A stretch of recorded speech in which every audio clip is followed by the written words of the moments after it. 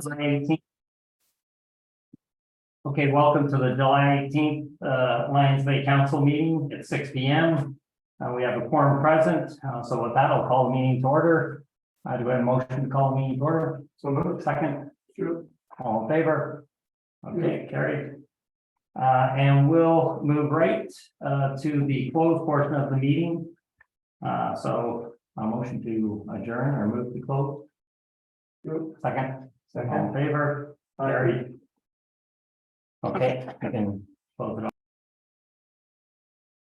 So prior to moving into close, we'll just cover off on number 2 item on the agenda. The proposed topics for discussion in the absence of the public will be labor, A, B, legal, C, land under section 90.1 C, 90.1 D, 90.1 F, G, K, and N, and also 90.2.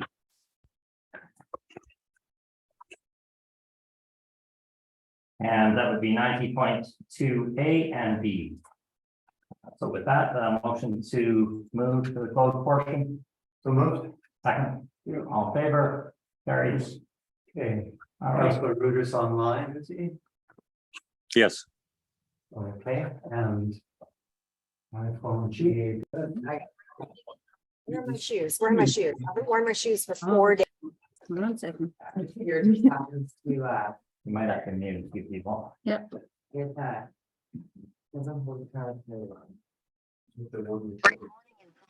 Okay, are we up and running? Yeah.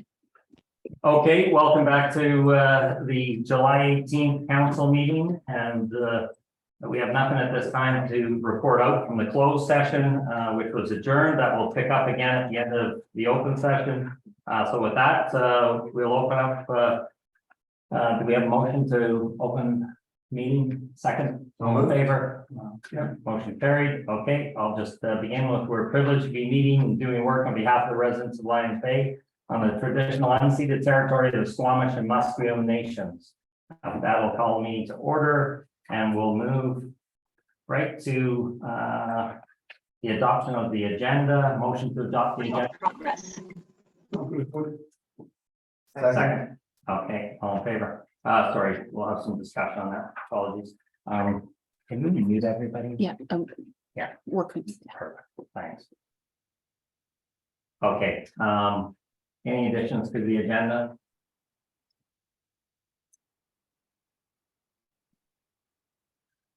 Yeah, I've got something. I'm just wondering, in the interests of getting some things done, and we've got a lot on the agenda, whether we could, as a group, agree to keep our talking points at a minimum and not engage in too much discussion and move the business along. If anyone's got a suggestion further to that, in terms of how to structure that, but I'd like to see us move along in these meetings more rapidly and limit our talking and just get to the points and get through these items and get the people's business done. Okay, with that, I'll just let everyone know that we will have a speaking order. So I'll call out that speaking order. Each person, counselor, will have 1 opportunity to speak, as we agreed the last meeting. That speaking portion will be up to 5 minutes, no longer. And I would ask you to put up your hand if you would like to speak. And if you have a question, I would request that you go through the chair. And we'll move this meeting right along. And so first item. Can I just make one comment to that? Yeah. Can we try and make the speeches, keep the speaking down to 2 minutes to have any change in this agenda? So one suggested. And the second thing, I think the stuff on this agenda, so our last meeting for the break, the stuff that we do not need to discuss, we could defer when we get to them rather than a big debate now as to which ones those are. Maybe keep them short, defer to them, go straight to the question. Somehow get through this because we want to get back into the close. We dealt with one item in close. Okay. Is everyone in favor of 2 minutes rather than 5 minutes? Yeah. Okay, all in favor? The motion? Yes, yes. Okay. Opposed, carried. Okay. And just to be clear, that's an aggregate of 5, not multiple, aggregate of 2, not multiple 2s, correct? That's correct. And you get to go once around the table and you put your hand up. I'll request that you put your hand up. So Marcus, you're online. So if you can put your hand up electronically so that we I'm I'm unable to do that from my device here, I'm afraid, so we'll try to work it out as best as we can. Okay, so I'll have a speaker list, and when you come up, I'll let you know. Thank you. Okay, any additions to the agenda?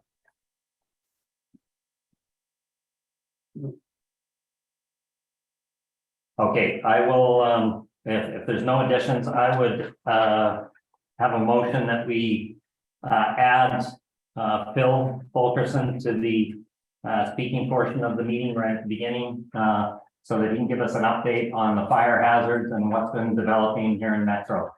I'll make that motion. Do we have a second? Okay, all in favor? Opposed, carried. Okay, thank you. Sorry, so is Bill a delegation then? He can do a delegation, yeah. Okay, excellent. Then that'll, okay, are there any other items to add to the agenda?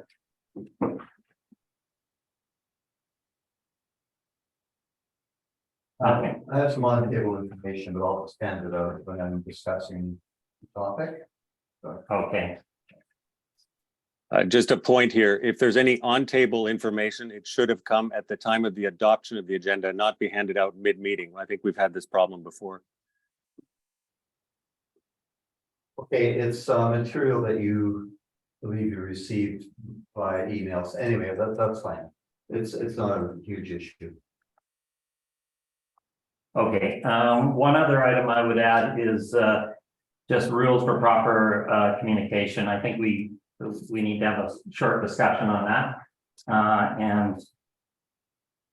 So I'd like to add that to the agenda, and we can put it anywhere on the agenda, but I think there's been lots of information flowing around, and I think we just need to review that one more time. So I'd like to add that to the agenda.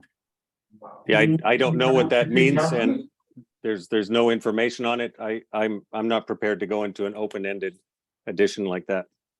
Okay, I'll give you an explanation on it. It's basically rules for proper communication, and we've had some complaints recently, so I'd make a motion that we add that to the agenda.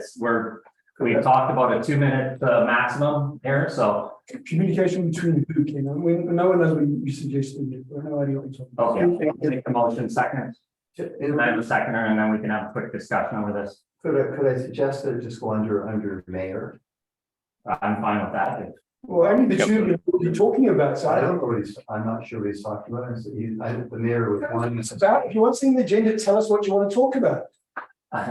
What I'd like to talk about is the communication, Between, the lines of communication. Right now, our provincial advisor is saying that we should either go through the most senior representative, which is Carl Burr, or myself, the CEO. We shouldn't be going directly to employees, as we've seen happen in the last week. And I think you know what I'm speaking about. it sounds like, And what we have happening, you asked me to speak, okay? actually, What we have. tell us what the topic was. Okay, so do you understand that now? Yes, now I understand the topic. Okay, Yes. would you like it to fall under the mayor's court? No, I wouldn't like, I don't want it on the agenda. If anything, it should be in a closed meeting.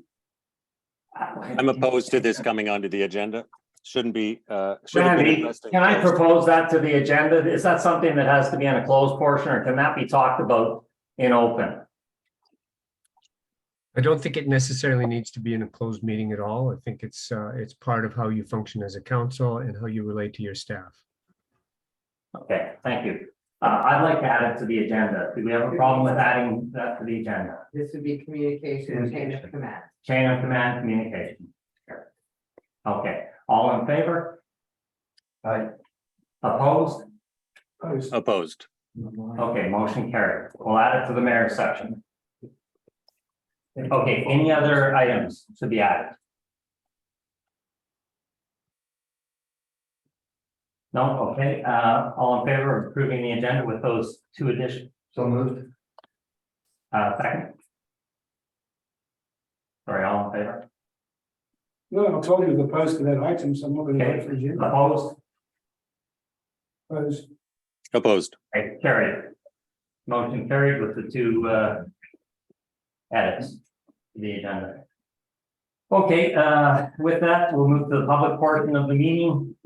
Anyone in the gallery like to speak? Thank you. Could I pass up to everyone on the Councilors, Mayor. Please. So my name is Greg Weary. I've been a resident for 24 years. I'm going to speak on my favorite topic, which is speed and noise during the summer. I handed out I'm calling it they call it a police scarecrow, but I propose I call it a radar avatar. Anyway, subsequent to my first two presentations on the same subject, I called around, I called Squamish, I called Poco, I called the North Van and West Van. They all have these metal cutouts. And there's statistics on it. It's cuts down the speed 25%. And of course, they're very visible. I was hoping that we could get them and we could put them up. But I was dissuaded from that by the police officer. I met Dallas Langley. He was very understanding. He's driven through here many times himself, and he's been passed by faster vehicles many times. I just saw some statistics in one of the things that Carl will be talking about tonight. People are obviously disregarding the speed limit. And they would be pleased. Dallas said he would be pleased. He's going to recover 2 of these avatars from Whistler and get them back to Squamish. And then he's going to be willing, he says, he's certain that the RCMP can deploy them in Lions Bay. So I have 2 asks here. First of all, permission to follow up where I didn't get permission to do as much as I've done so far.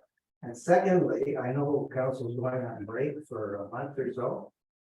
I'd like to have a counselor that I could check in with when I have some information and have a discussion with about going forward to enforce this stuff. I mean, the police could probably do it themselves, but I suggested to Dallas that maybe I could get a letter from council asking with the same ask that I had. He didn't seem to be to require that, but who knows what's going to happen. When I see him next time, if you give me permission to see him next time, another time, we will go forward with it. And if there was one of you I could talk to, just so I don't speak out of turn, I'd appreciate that. So 2 things. Can council approve me to continue on this tack? And can council give me someone on council that I can talk with if anything happens by the RCMP? Thank you. Okay. Any discussion or? I think it's great. I've seen one of these at Whitman Center Mall and it sure made me get caught up. So is that just a cardboard cutout? Well, I think they have It's- metal ones. It's very lifelike. It's an RCMP officer on it, and I can understand their reticence for having me put them around, because if I cause an accident or something, I'll get punched. Yeah. Something. Right. So we'll have the avatar and we'll have a real police. And I said the same thing as I said last time. Fridays going up and Sundays going down would be good, but I'm not going to tell them what to do. You hire a consultant, you don't tell them how to do it. Yeah. Yeah, I mean, I don't think obviously they don't need our permission, but thanks for motivating them and giving them the bump they agree. So that's great. I've managed to. So just to confirm, can I proceed tentatively along this line? Councilor Brown. Move that Mr. Weary proceed as described. And I'd be prepared to be his contact if the council wishes. All right, second. Good. All right, And any feel free to discussion? use that to use Walker. Okay, great. All in favor? Thank you. Opposed? Okay, I'm in favor. Very good. Thanks for that, going to all that effort. Great, appreciate that. Any questions, any further questions from the gallery here? Or Okay, we'll move to the online. Merrick, if you'll unmute. Yes, good day, everybody. I would like to address two subjects. The first one relates to extra election expenses. Now we know the cost of the village residents was over 30,000 plus. This does not cover expenses of many volunteers. Norm Bermier made endless promises about how he will be helping our community before we elected him as a councillor. Shortly after, he quit and now continues with complaints. I spoke to many residents and all were of the opinion that the honorable person would repay the monetary expense to the village. And thank to two women that step in, otherwise we'll be in a long 4-year period of problems. Consider that perhaps for action. The second subject relates to a growing fire hazard that we are under. It is time to protect our community and provide means of realistic battle with fire under growing dry conditions. It's been year after year and it's worse every year. This year, we've barely survived at a good point. One of the methods of reducing vegetation along the streets is reducing the vegetation along the streets in order to create buffers, the spaces that the firemen can actually save us or parts of the village. If we don't take serious steps, we may lose our lives, our homes in an unstoppable forest fire. And that will apply equally to bears, birds, and bees. I wish to ask councillors, and especially Councillor Abbott, to avoid becoming an obstacle to this process. We have to protect ourselves. The world is burning. Canada lost more forest this year than most of the country's size. So this is a very serious matter for this village. Please assist to put this process as soon as we can. Thank you for your time. Through the chair, Yes. can we please address Merrick's consideration of having former Councillor Barmeyer pay for the by-election and ask Mr. Deal his opinion on that? I do believe that that was proposed by the former councillor and was told objectively that he was not able to, but do believe that he had already volunteered and looked down into that. Randy, I think the question is, can Norm Barmier pay back the village for the costs that were incurred? Any public official, are they able to privately pay to conduct a public election?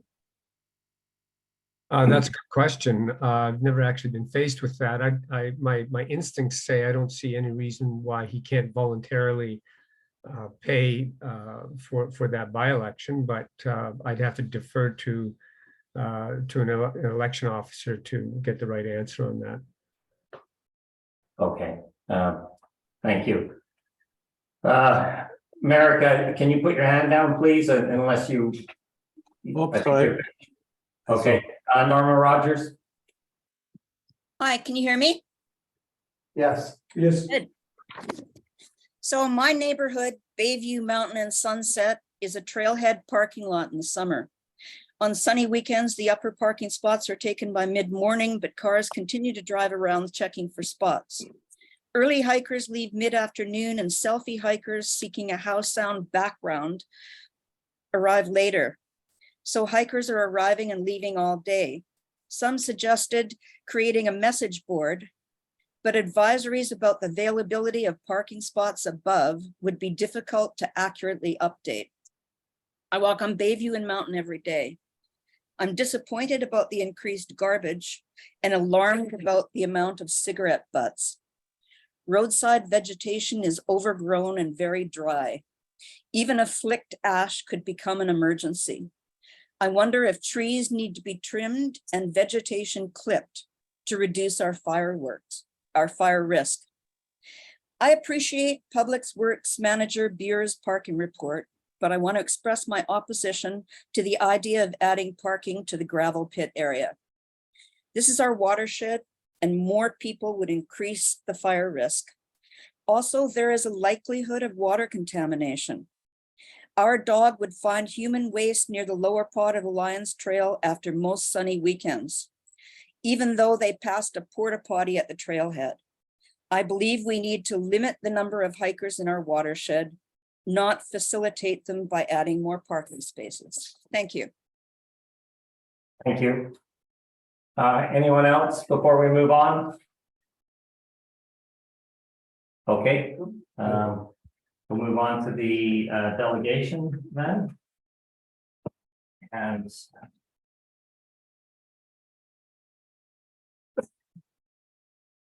sea to sky invasive species. We have a representative here. On the screen. Sorry. Hello, everybody. Oh, we're online. Great. Yeah, hi. Am I able to share my slides? Good question.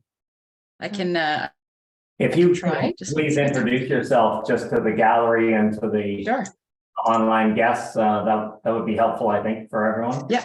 No problem. My name is Claire Greenberg. I'm the Executive Director with the Sea to Sky Invasive Species Council.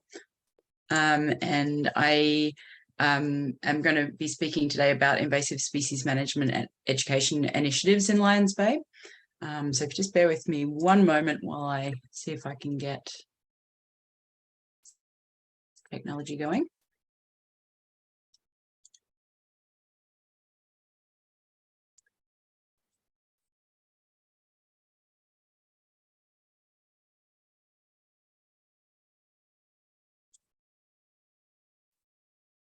Oh, okay. No screen sharing, it's disabled. So I'll just, you all have the slides in your printout there. So I'll just speak to those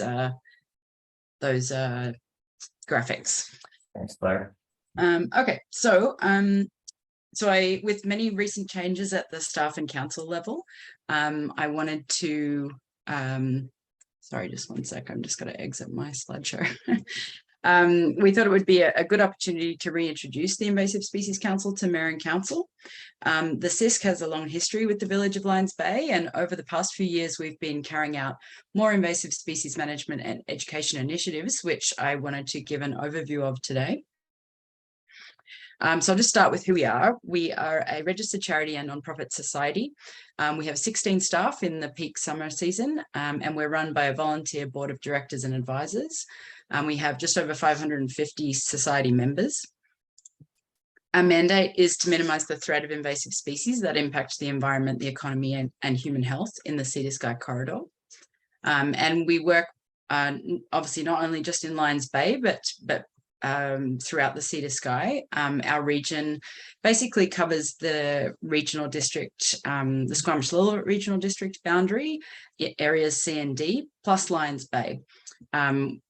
We are split into sort of three main management areas because the distribution of invasive species differs throughout the region and the priorities for management differ as well. So what do? We have a few different goals. One is to raise awareness about invasive species, their impacts and management strategies.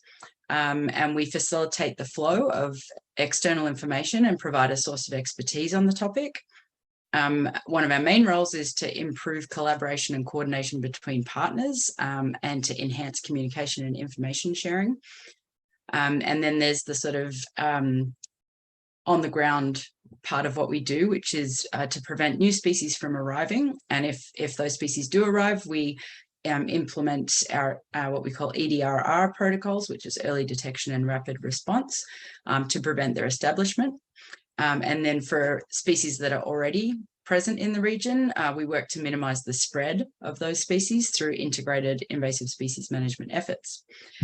And number 6 is an internal goal to ensure programs stability. So the next slide is about to give you a sort of a high level picture of what informs and guides what we do. So we have an annual program plan that aligns with our 5-year regional strategy and operational plans, as well as the broader invasive species strategy for BC. And each April we hold our AGM and planning session, and we invite input from partners and stakeholders on our annual plan, and we review any proposed changes to our regional priority species list as well. And then what actually ends up being delivered through our annual program plan, our field site list, and our staff work plans is dependent on the level of funding we're able to secure and the requirements in each of our funder agreements. So our work is split into 3 main programs. Our field program is the most visible and probably the biggest part of what we do. But I mentioned also we have our education and outreach, our raising awareness efforts, and that coordination and consultation partnership piece as well. So there are some links in the PDF slides that I sent through, and you can go to our website if you want to read more about what we do. We've got our annual report posted there. And the next slide is just to show you that we're part of a bigger machine. We work really closely with the network of regional invasive species organisations across BC. We meet monthly and we're all trying to do the same thing, so we collaborate together on our work. We also work very closely with our local government partnership program participants, which the Village of Lions Bay is a member of. We also work with the Invasive Species Council of BC and various other invasive species associations across North America. The next slide is a snapshot to show you the breadth of the many and varied other funders that we work with, some of which fund work within Lions Bay. So specifically, what does this provide to the Village of Lions Bay? So I just wanted to give a bit of an overview of the history of that relationship. So the Village has been a supporting partner since our society began in 2009. Joanne Ronsley was a councillor for Lions Bay, served on the CISC Board of Directors for many years. And in April this year, we welcomed another Lions Bay community member, Penny Nelson, to our board of directors. And over the years, we've worked with the village to deliver school programming, signage projects, weed pools like the Ivy Pool pictured here from 2018, and municipal staff training, as well as working with village staff on invasive plant control for high priority species like giant hogweed and spurge laurel. And since 2016, we have applied for and received municipal funding, firstly through grants and then now through a line item in the public works budget. And our work has expanded in recent years. So our invasive plant field program involves surveys, control and monitoring. It's perhaps our most visible program. You may have seen our field crews in Lions Bay earlier this year. And as you're probably aware, the work on municipal lands within Lions Bay was funded by the village for 2023. $15,500 is allocated to that program, and that's specific to municipal lands. So our crews also work on other jurisdictions in Lions Bay. So that map shows you a snapshot of where we worked last year, both on municipal jurisdiction and others. So we do work on the highway right-of-way, which is funded by MOTI. We work on other provincial public lands, which is funded by the Ministry of Forests. We also do some work on BC Hydro jurisdiction and some other private lands as well. And as invasive species management requires many different partners, funders and stakeholders to be at the table, we act as a liaison between partners to enable collaboration and coordination. And often when we have an invasive plant site where there's plants growing on 3 or more different jurisdictions, so part of our job and part of where your funding goes is to coordinate efforts to manage those infestations as a whole. Some examples of high priority species that we work on include giant hogweed, Japanese knotweed, spurge laurel, tansy ragwort, yellow flag iris. So we just recently, a couple of weeks ago, I think, sent out a community memo to advise the community of work that was coming up, and we'll continue to do that throughout the season so that everyone's aware. Another part of what we do is we respond to questions and concerns about invasive species management happening in Lions Bay. And in terms of education and outreach, we have heard some feedback that there's not enough information going out to the Lions Bay community about invasive species. So we're ramping up our education and outreach efforts this year.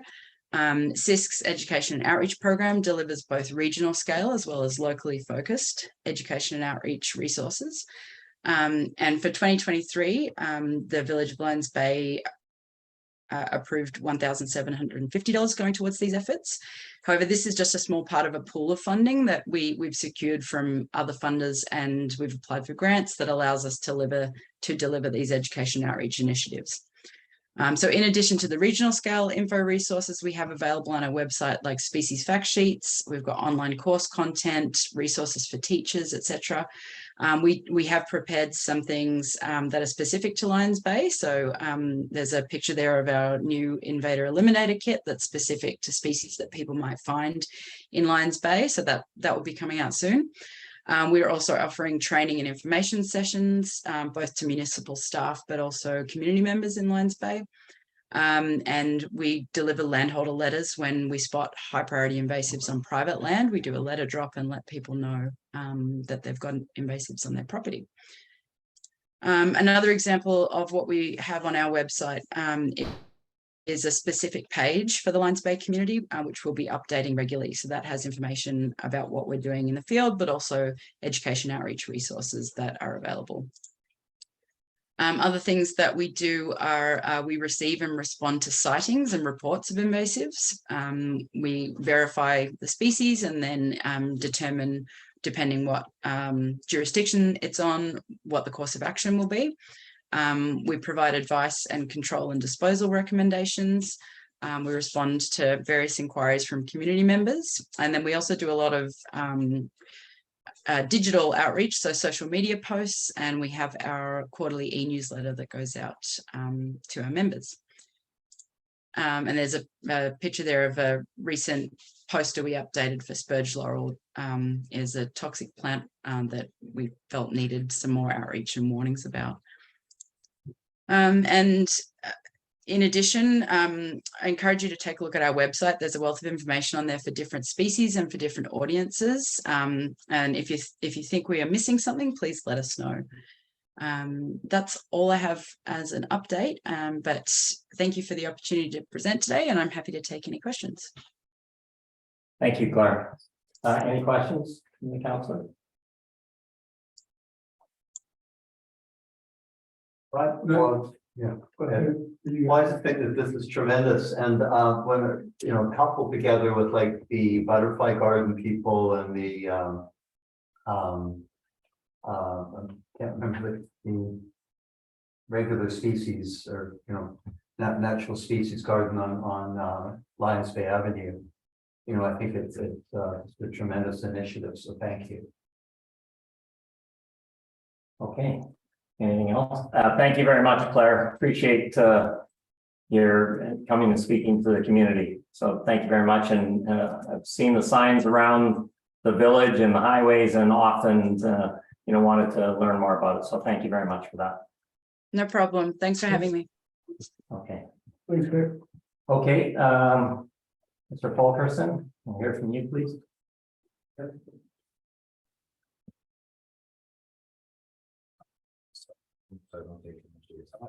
Stay late in the day.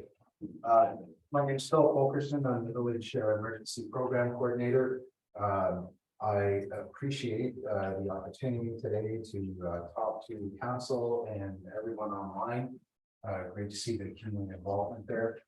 So my position, though part-time recently, has seemed a little bit more full-time. There's a lot of things going on in the province and in the area as well too. So the purpose of this update is to keep you guys updated on a few of the things happening within the province and some of the things that we're working on locally. The first thing is my internal process for what I consider imminent danger to the community and how we're working on that. How I've done it in the past and how I do it moving forward. If I identify anything that I feel has imminent danger to the community, I'll involve the people whose portfolio that falls under, whether it's works or if it's the mayor, CEO, I think you're called now. I'll get those people involved. We'll talk about the issue. I'll make a recommendation for what I feel needs to be done. We talk it out and we can have some sort of resolution.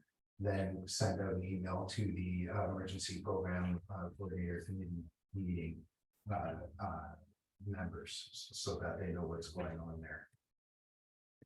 The next thing I wanted to talk about was the update on the drought. Last week, Minister Ma, who's Minister for Emergency Management and Climate Readiness, gave an update on the drought within the province, and they have a classification for severity of drought across the province, and it goes from 1 to 5, 5 being the worst, 5 being that they're certain that the area will have adverse impacts. So out of the 34 water basins in the province, 4 of them have already reached level 5, which is the worst. 18 of the 34 are already at level 4. Essentially what they're saying and what they're forecasting is this will be a historic drought. How does that affect us? Well, of course, our drinking water. The other thing that happens with that is fire goes hand in hand with drought, and they mentioned that as well too. And I didn't catch the gentleman's name there, but he's not wrong. Since 1950, this is the worst fire season we've had, and it's just started officially, and that goes by square kilometer burned. I know that today there's 381 active fires in the province, 28 fires in the last 24 hours. So I pulled those stats this morning. Causes, again, 317 caused by lightning, 21 by people, 48 are unknown or under investigation. The stages of control, and this sort of sets the stage for the response within the province and why you've heard on the news that they've been bringing in everybody internationally to help fight these fires. 256 of those fires are out of control currently. 46 are being held and 79 are under control. So there's a lot of resources the province are throwing at these ones. They also have a designation called wildfires of note, and those are the ones that are highly visible or are a threat to public safety. So in close proximity to villages and cities and that. So there's 21 of those wildfires today are wildfires of note. The reason I bring this up, and I guess in the coastal region here where we belong, there's 40 active fires. So obviously the worst ones right now are to the north and in the interior. The reason I bring this up is Wildfire BC, while they're doing their best, they're tapped out. And this plays directly into our planning. And we've seen this in a couple of the wildfires that we've had, that they may respond, they will respond, but it may take a while for them to get here. So that ties into the issue of lack of water here for fighting fires.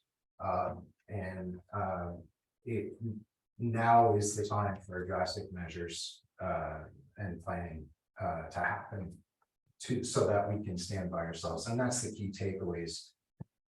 The residents need to be prepared. Having a family plan in place, emergency plan, preparing a grab and go bag, good ideas. If anyone online or anyone sees this recording, again, you can reach out to me at epc@lionsbay.ca. The province has set up really great templates for homes to put together plans for themselves and what to prepare and what to put in grab bags. So that's one thing. And then we also need to continue preparations and planning on a village basis. We need to be, and this is my opinion, it's not coming from anyone in the ministry, we need to be ready to go it alone for a certain period of time if there's a fire nearby. That's just the cold, hard reality of it. A lot of the fires in the interior, I have a lot of colleagues that are up there, and unless it's really high profile fire, they're letting it burn. So we need to, our fire chief had said in one of the past fires, we need to be able to get there fast and hit it hard if we can. So we need to be prepared for that. So that's that. I think from the water point of view, I think the fire chief had put together a letter for council with regards to the request for a water truck. That's one of the things for council as well as people online. We have secured a commitment from Metro Vancouver to supply up to 100,000 gallons of water a day should we need it. The catch is we need to be able to transport it. They're not supplying the transportation. So these are the things, the logistics that we need to work out in the background there. And that comes with the big proviso, as long as Metro Vancouver doesn't go to stage 5 of severity of drought, because as soon as that happens, everybody holds on to their water as much as they can. So again, that plays into us having to stockpile whatever we can, wherever we can, and figure out how we might use it in the event of emergency. So there's that. I think another somebody brought up some fire smart issues, and yes, I'm having discussions with the fire chief, and we've been back and forth on some of the things that we can do. We certainly can't make the community fire smart certified in 1 year, in 2 years, even 3 years. But there are some things that we can do in the short term. So I'm discussing that with him. Another issue that came up that we're working on, not related to that, but important enough, and I've had discussions with Mayor Ken. I found out that BC Ambulance here, while we all feel health and nice and safe that they're here, I've confirmed that an active crew is in the village less than 10% of the time. Which was a little bit of a shock to me, and I'm sure to a lot of different residents. So I'll be drafting a letter together with the mayor to submit to BC Ambulance Service. They have, according to the chief there, they do have staff. They just need funding to be able to put the crew on more frequently within the village and have a presence there. So we're working on that as well too. I think there's my hikers, the issue of the hikers. The parking is an issue for sure. It's a multi-jurisdictional issue, and we're attacking it on as many different angles as possible. A couple of days ago, I had a conversation with EMCR, so Emergency Management Climate Readiness, the Southwest Regional Manager, regarding the issue of hikers and the potential for fire that they put, as well as the potential for contamination of our watershed. They didn't have any answers for me, but they had a regional managers meeting today where they were going to bring it up, and I suggested that they contact me fairly quickly, as I would probably go to the province directly and ask for guidance if I don't hear from them. So what can we do? What legally can we do to possibly restrict hikers or limit the number of hikers? So it's a pretty complicated issue, and again, I'm working with Mayor Ken to draft a letter to the village lawyers to ask about different solutions, potential solutions. I think, guys, I think that's the total update. Based on what's going on and the issues here, we will call an EPC meeting next week, so probably Monday, Tuesday of next week. And I apologize, I've got a lot of things going on. I can't do that this week, but either Monday or Tuesday, and I'll reach out to the community members so that we can address some of these issues specifically and come up with some tangible and doable actions. Phil, just one question. We received that letter from the fire chief this afternoon about the request for a water truck. Have you had a discussion with them, and can you elaborate on that a little bit, just perhaps with something that we can? Yeah, so further discussion here. I did have a discussion with him this afternoon, and they're requesting to have a water truck so that they can have a water supply should there be a fire, so they could pull it up and actually draw from the truck. And again, that has to do with the potential lack of water supply. I think it's a good idea, given that we have the agreement with Metro Vancouver to supply us with water. Of course, I need to work out with our manager that works here how we would get that into the system, how we would manage it. But transportation is one of the issues. So this truck that he's requesting could also be used for that purpose. They're real expensive to rent on a monthly basis. There's some used ones out there. I don't know what the costs are or anything like that, but if we are looking to rent one, I strongly suggest that we look at the possibility of maybe securing a truck that can be used in the works department as well too, and trying to have it as ambidextrous as possible. So I don't know what that means, except we do need to be able to secure transportation of water from Metro Vancouver if we need it at that certain time.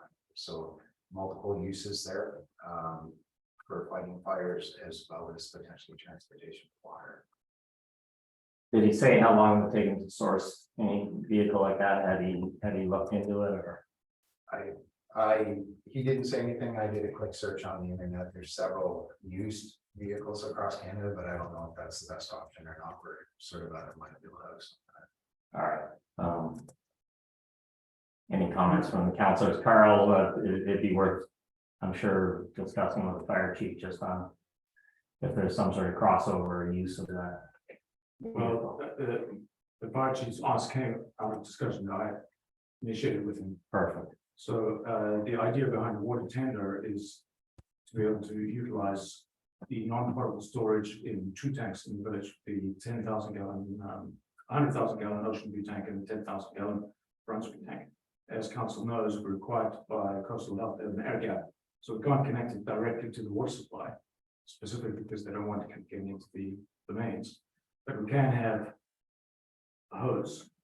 And the idea then would be used to shuttle that water to the engine firefighting in the village, whether it's a wildland interface fire or house fire.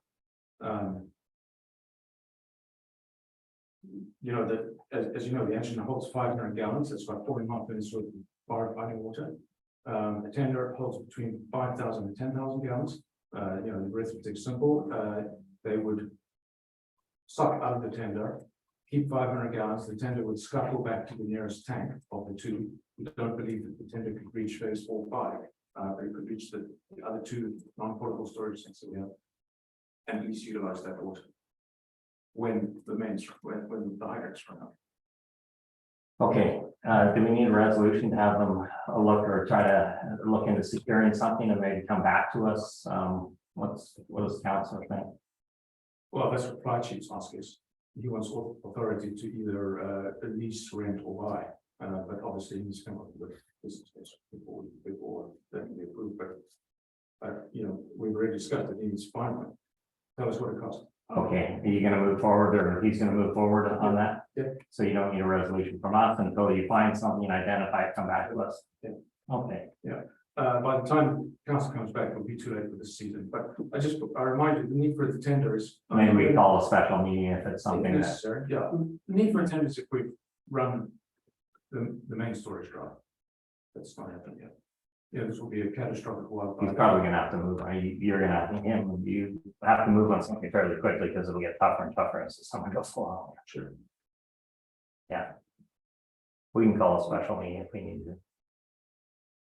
We might, if it's a rental thing, we can do within public works budget. We can explore this further, I would assume that it's presumed to be callable.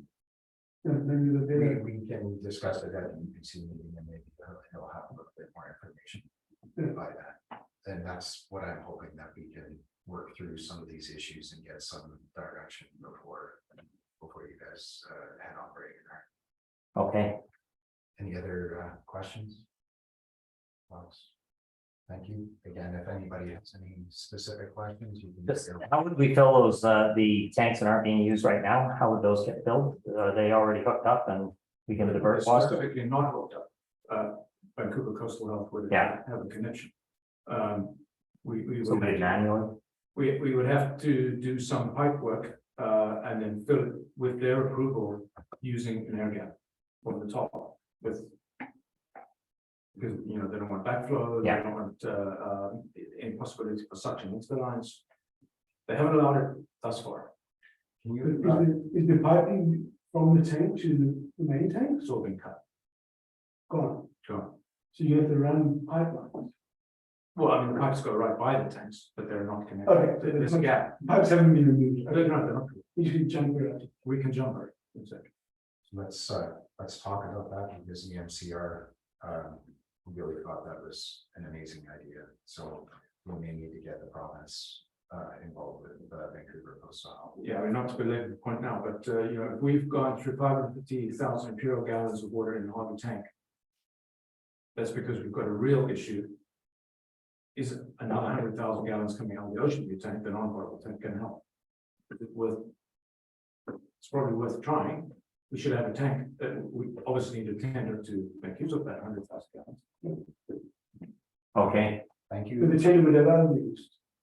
The tender, what's there? Would have other, maybe this is what we mentioned. The tender would have other uses. In places that are remote, you could even fill them up with hydrants and take water to fire. Wasn't that suggested? Yes, if it was remote, you know, the village is fairly well provided with hydrants. We can reach all parts of the village, including between here and Brunswick, with hoses. Yeah, I was thinking of different circumstances, you know. Kelvin Grove, pipe fire outside of the village, too far from a hydrant. I thought that's what we wanted it for. Let's all get together, UPC meeting and discuss this. Thank you for your time. all right, thank you very much. Okay. So definitely we'll be discussing it in next week's meeting. Perfect. So, okay, Thanks, Bill. thanks, Bill. Okay, we'll move to item number 7, review and approval of the minutes, the prior minutes. Do I have a motion to approve those minutes? Motion to approve the minutes. Second. So moved. Okay, any questions, edits? I'll jump in, page 42. Under moved and seconded regarding the exemption for the noise bylaw. I think that doesn't quite capture what we did. Bottom of page 42. I don't think it was on an annual basis. That's a little unclear. I think it should just say we approved it for this year as presented, but for the following spring. Correct me if I'm wrong, that's what I. Well, no, we approved it for the season. He doesn't do it for me. We approved it for the season. I think it's for the On season. an annual. Yeah. For a year. Yeah. No, we approved it for the season. Was that- Councilor Cunliffe, what was that? I thought I recall you saying we approve it around to the spring. Approve it, he can come on to us at the beginning of next. So next, it's approved. He only does it for the summer season. He comes to us each year for one summer season. That's what we approved. So it's gonna come to us next. Next spring for the next summer season. Yeah, Yeah. yeah. The ask was for the term of council and we Okay. decided it wasn't too much to ask to come back annually. So the wording should be corrected to what? Approve the noise bylaw exemption request for Lions Bay General Store and Cafe as presented, but for this season, and reapply on an annual basis as desired. I think we could just identify what we said, which was it was requested for this season. Good enough. 2020 to 2023 season. For the 2023 season. Okay. And then Sure. just one other item. I'm not quite sure about this one, on page 43 under 10A3. That council approve the signing of the CN rail agreement. Is that what we in fact did? Yeah, we did. Yes, for the lights. For the installation that there was an agreement presented by the Public Works Manager. Regarding the lights as you the parking lot. So we agreed to sign that. I recall we had some discussion about, some of us pointed out that perhaps there was another solution, but I'm just asking, did we agree to that? I don't recall it. Carl, we agreed to it. Carl recommended I sign it. It's on the desk. I signed it. Approve the signing of the CN rail agreement. Should we clarify for For the additional. as presented? As he presented that evening, so it's as presented. Carl, how do you describe the agreement that was I presented? would say for the additional set of lights. Just For to say it like, the additional set of lights, yeah. That would cover. That's what it's like. Fair enough. Okay. That's it for me. Any other changes, edits? I'm good. Okay, all in favor? Yes. Yes. Opposed, carried. All right. Business arising from minutes, Councilor Conlon, or do you have something? That would be in KG other section. Okay, okay, thank you. Okay. No business arising. Move on, item number 9, unfinished business, 265, follow-up ministry regarding vacancy tax. Report back to council, Councilor Reuter. Ongoing. Thank you. Item number 284, contact local member of parliament, member of legislative assembly to inform CNN rail request and seek required support. Councilor Broughton. I have met with both our MP and our MLA, and they have been supportive of pursuing CN Rail to leave the stop signs as discussed. As a result of that, I contacted the CN today, this morning, and we've arranged a subsequent meeting with Canada Transport, CN Rail, and Lions Bay representatives, hopefully Public Works Manager Burr and myself, to discuss the railway crossings. And the CN Rail was very quick to point out that it is not their decision. They feel they are implementing Canada Transport requests. So we're at the point where we're just clarifying what those requests are and the breadth of the mandate and so on. So anyway, that's ongoing at this point. We will meet with the appropriate people and report back to council as soon as we can. Okay, any questions, Councilor Broughton? Okay.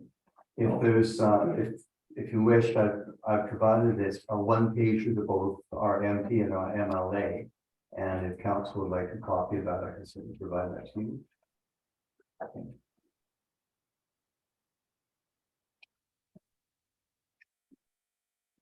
Just to be clear, this is not being added to the agenda, this letter, at this time.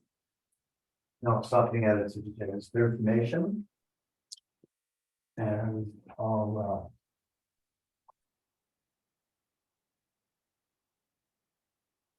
Okay, anything further, Councilor Broughton? no, I think it's in, I actually have a motion prepared later in my counselor area. Okay, So would you prefer to wait until that comes up, or can you look at that now? we can deal with it now, let's motion.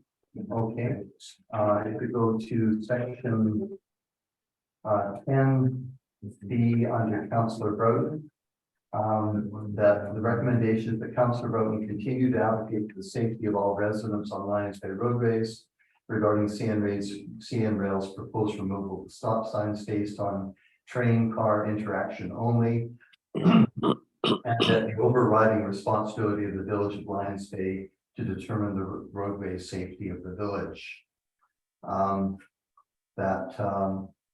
So that was my first recommendation, that I continue to be an advocate for the safety. Okay, I'd like to move that, seeking a seconder.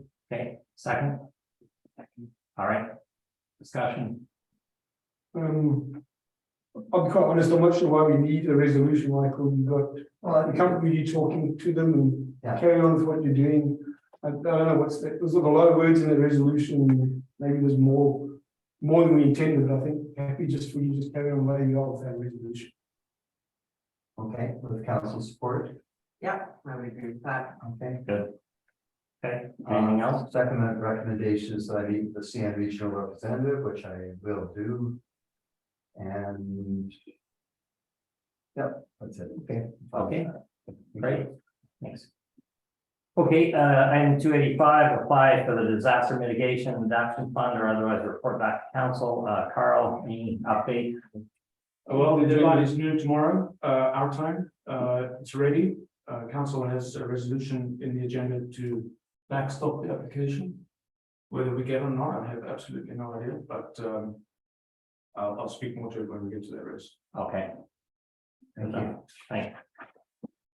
Okay, item number 286. I think Phil covered that. We'll probably discuss that more in the emergency preparedness unless anyone else has any comments, questions. You can see. Okay, we'll deal with that next week, maybe. Update on the item 287, update on diesel reports, recent information report back to council. Carl, anything further on that? That's fifth on the priority list. Okay, ongoing. Good, thank you. 289, first draft local government climate action program report for the climate action committee's review. Got Joe Cherkoff down. Is Joe online? Yep. Joe, if you're online, Joe, It's also in the agenda. it's also in the agenda later on, okay. Joe, we'll deal with that later on. Okay, that's a nod. All right, we'll move to item number 10, reports, and Carl, we'll hand it over to you. First item, 10A1 is branch trimming. Thanks. So this is for council notification only. The work's already been done. You may have seen crews from Hydro and our own contractor trimming branches as minimally as possible. Hydro apparently has a roving trouble finder who didn't like scorched branches touching the primary wire. And they took care of them the next day. We, as you know, are starting our road resurfacing project on the 31st, and in order not to break trees when the equipment goes by, we have to trim some stuff back. We did it as minimally as possible, given that we are in bird nesting season. I can only apologize to council and community for the need for this emergent work. And if unless council has anything further to say on that, I'll move on to the next report. Move on. Fine. Okay, so the next report in the agenda is on parking situation. We don't intend to go through this line by line, but I will point out that In the agenda order, the next one is the.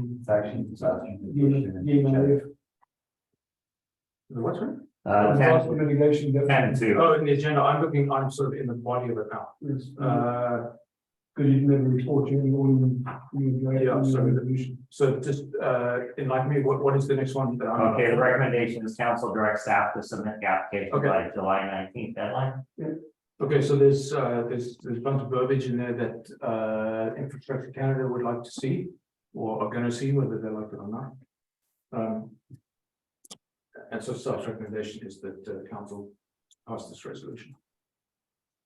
Okay, do we have a motion? Second. Second to the motion. Also, Okay, discussion. Well, perhaps I can kick off if there's any further discussion. This might be the limits of it. That the project's been applied for in this application, total $9 million. I remind council that the funding being sought is 40%. This is a stackable grant. That means that other grants can be applied for and potentially awarded. I have checked with our controller in the last few hours and have, for your information, what else we have available to us in terms of funding. The most undesirable, of course, would be direct transfer taxation. This is to fund our 60% share if we didn't get any further grants. Council could approve draws on our reserves. Our reserves currently total $845,000 for the infrastructure levy reserve, $682,747 for the gas tax reserve. Council will know that we've always looked to the gas tax reserve to be for roads. These 5 projects that are being bundled in the DMAF grant are 3 drainage projects and 2 water main projects. So If there's anything more road-like than that, I don't know what it is. So the gas tax reserve fund might be, this might be the time to use it. We also have $2.3 million in unrestricted surplus reserves. These are funds left over from previous budgets that were not spent. And then, of course, we have $712,000 headroom on our debt servicing allowance, which is based on our taxation ability. That would get us an $11.4 million loan if we chose to utilize all of it. Point being that we have adequate funds to do these projects to the tune of nine something million dollars. Okay, I didn't write down 11.4, but we might see that after. Sure, you're gonna have a number. Keep up with. okay, so you're asking for a motion to make that application tomorrow? Yes, please. Okay, second, motion, second. I All in think we favor? were- I think we already did. We already did that, all in favor? Sorry. Okay. Yeah, I want to talk. Opposed? Sorry, Ken, I wanted, Oh, okay, sorry, go ahead. so just a couple of things. So, yeah, so we're looking at 5.4 million, right? Yeah. Yeah. And then I spoke to you earlier, so just for everyone's benefit, you have escalated these numbers from the original numbers. So I've applied an inflation multiplier, because all these numbers come from reports that are now date back to 2018 in some cases, in one case. So I've applied a multiplier on 2 water main projects. I've also added user connection metering, because now is high time to start adding not selective metering, but partial metering to our water supply. So those users will pay by the meter, the rest will pay a flat rate. Council will have noticed correspondence, people are asking for a break if they only have one person in the house on the water rate. The problem with our water rate right now is very, very little of it is variable. The only costs that are directly related to the per liter delivery are electricity to purify the water and wood chlorine. The costs are minimal. We have about $1.1 million in water costs if we don't deliver 1 liter. That is the maintenance on the plant, that is keeping the lamps available, that's maintaining the intake roads, which members of council who went on recent intake tours know it's pretty hairy out there. So we have very little variable cost, and so it has always been practiced in the past to bill everybody the same, because most of it is just in fact fixed cost. And it's only fair to bill every water user the same. That would change when the time comes, if it comes, if we switch to metering. But metering is going to be imperative everywhere, but particularly in Lions Bay, because we have restricted supply. It's not like we're trying to not invest in a larger reservoir capacity. When we don't have any water coming across the stream, we are out of water within about 18 hours. So it's a very different need for conservation. Metering has been shown the world over to be the best incentive to conservation there is. Yeah, okay, I didn't realize that the water metering was in there, but I guess it makes sense to at least providing for it. We don't So at least put the cheese in. Exactly. So what I did was add $3,000 per effective connection. And you know, there's 20 houses here and 18 houses there and 27 at the other one. So the other thing, some of these projects you mentioned need to be scoped. In my opinion, but we are going to go back and look at that as well. Yeah, in many cases, these are Class C designs, so So we're not committing to these locked in the way it is. We have a chance to revisit these projects, look at de-scoping them, especially when we get the estimate back, but we probably underestimated. Yeah, well, I mean, here's the application. Yeah.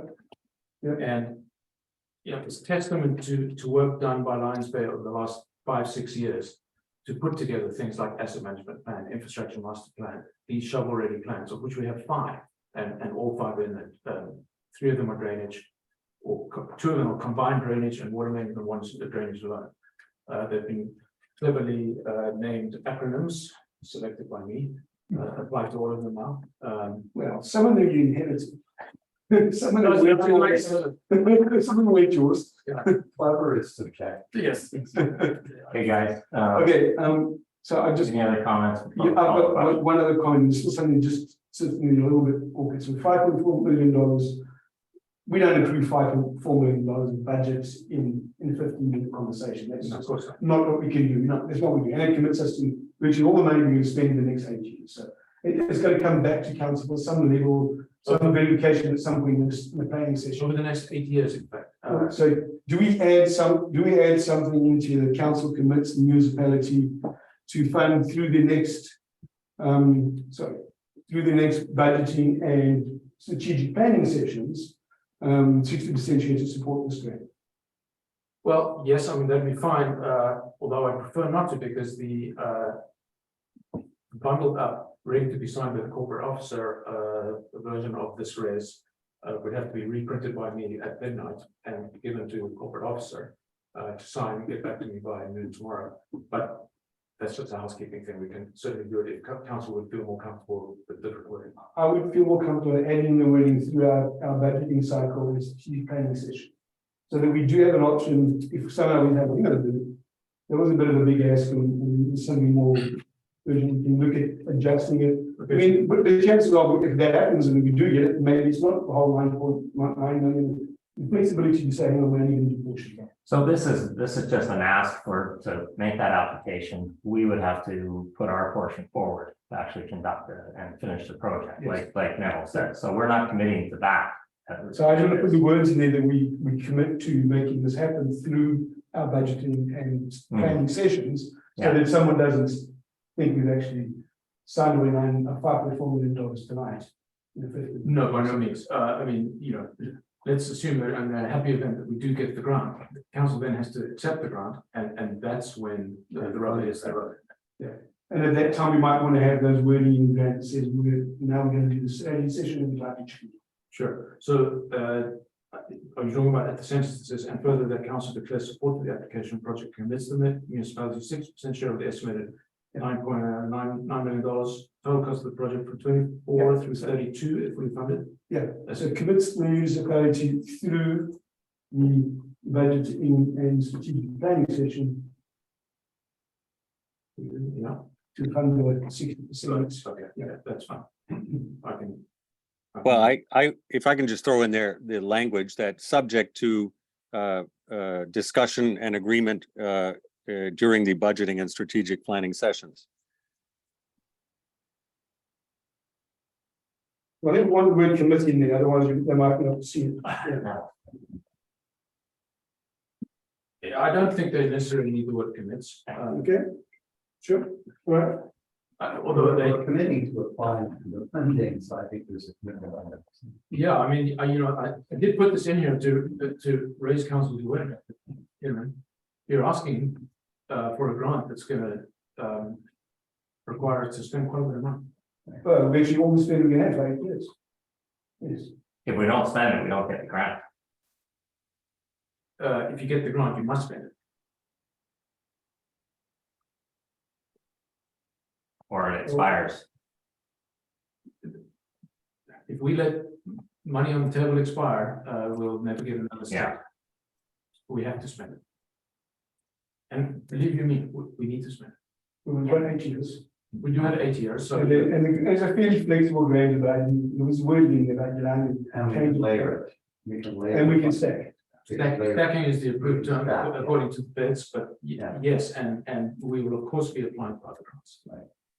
I would hate to be drawing on savings when we didn't need to. On the other hand, as you will see in the water report coming, we are now going backwards. Right. In terms of water rates. All right, Okay. we need it. So Marina, do you have the wording as we're gonna, as Deanna is gonna sign as the corporate officer certifying that that's a council res? Yep. Okay. So what's the language we're adding to this here, just so I know? Marina, can you read that? The council, the one that's in the package? So with the addition we just discussed. I didn't. Okay, so I wrote it down. So the second part there that says, council declares support and commits the municipality to a 60% share of the estimated $9 million total cost of the project from 24 through 32 if fully funded, as well as to cost overruns.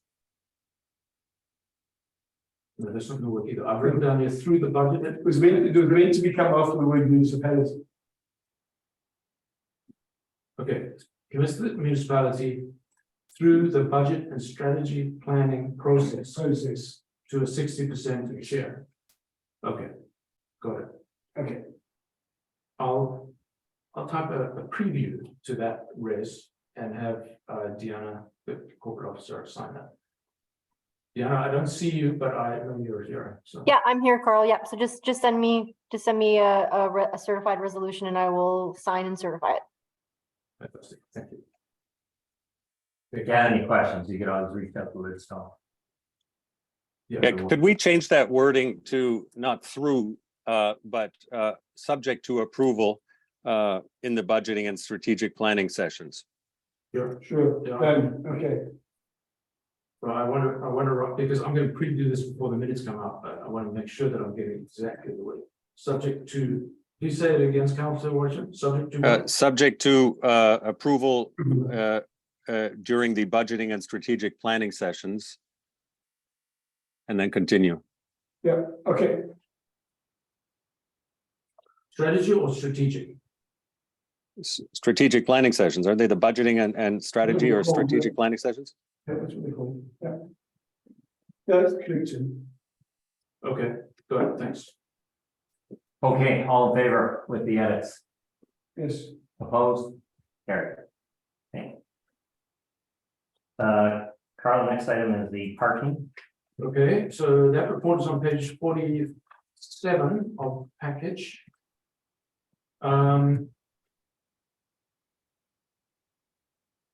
As I'm sure council has recognized, there's wheels within wheels, a lot of moving parts in all of these things. They're all somewhat interrelated. But parking is largely centered around visitor numbers. In that residents technically are supposed to provide 2 parking spaces on their own parcel. Some do, some don't. But the real pressure arises from visitors. The visitor numbers that we experience arise from hikers, and we, as you know, measure hiker numbers explicitly using counters, and there you see the numbers. June was about the same as May, and that was not unexpected because we found the same the year before in 22. June was the same as May. This May and June were double last year's May and June. As you can see in the graph, blue is people going to the lines and not halving. That's starting to pick up now as there's no receipts. What is unprecedented are the July numbers. We only measured, we're downloaded on the 7th, so this number represents essentially the number that we found on the 7th multiplied by 4 to extrapolate to a full month. But if that number holds up, we're talking about 14,000 hikers. They're all looking for parking in Lions Bay. Not only, as we'll talk about in the water report, not only are they looking for parking, they're also polluting in our watershed. I bolded the main takeaway from this report, and that is we need to accept the fact that the visitors are going to keep coming. There is no banning them. There is no asking them to go away nicely. They are coming. You will note that they're mostly coming to climb clubs. You can tell when a post hit some country's Instagram by the language spoken up the trail. And I stand there and listen to them. This year it's Irish kids and Brazilian kids. Next year it's going to be who knows what. But it's only going to get more, not less. Is there a way to look into, sorry to jump in here, a permitting situation like they have instilled at Dr. Lake? Yes. I think that is the only reasonable way to control the situation. That would be a large administrative effort, and lots of people being turned away for the 2 or 3 years that people. But it would protect our watershed. Not necessarily. It would do a better job. I mean, if you wanted to halve the visitor numbers, that's half as many people. Pick the word, but I'm using defecating in our watershed, and it is defecating. You will see that we have a solution in the solution to that plan in the water report. Yeah, you know, yes, can be done, of course. We don't have the resources, we'd have to hire them. Getting the word out will take 2 or 3 years, just like it did at Joffrey Lake. There's going to be queues of irate people being turned away. And I don't want to be the person who. Canmore and Belterra apparently are doing that. Having it observed ahead of time. We have limited parking now. I mean, as you know, as you see in the next year section, we are talking a very, very initial preliminary level to the owner of the pit, which turns out to perhaps not be Modi, but in fact be the Ministry of Food. What? That's what I said. Why Modi keeps saying no then? Because we're asking around. Because we're asking it. That's what they do. So there's a lot more information to be gathered, but the last discussion I had with front counter was that I actually think it's a typo. What would the Ministry of Food do? Maybe it's in the agricultural land reserve. There's a lot of blackberries. That solves parking issue, doesn't take care of the other issues. No, No. You have to go as many people or more, it exacerbates. parking more, doing the same things. What I really need council to acknowledge and address, and permitting system is one such way of addressing it, is that these people are going to keep coming. Yeah. They're not going to stop coming because we don't want them there. Well, Carl, can I jump in here? I mean, I think there's a lot of material in here that hopefully would be visited in a pretty detailed and robust way on a parking committee once we finally get that off the ground.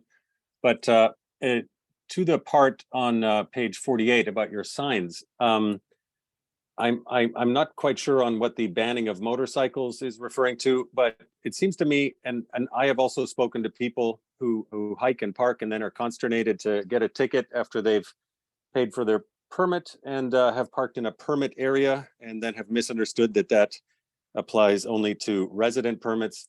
I mean, I recall hearing about the cost of the signs when they first went in. They're not cheap. Seems to me it's a simple solution. You get some stickers printed up, and where it says permit parking, you get some stickers on there that says resident, and that will make it clear to people.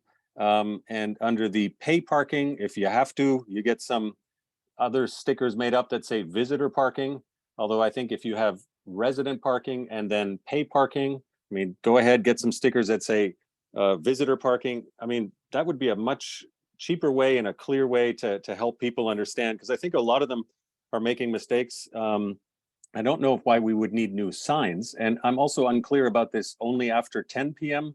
stuff. I hope we're not launching down and ordering new signage. I know those signs, by the time they're put in, the cost is significant. So why are we not just going with some simple stickers?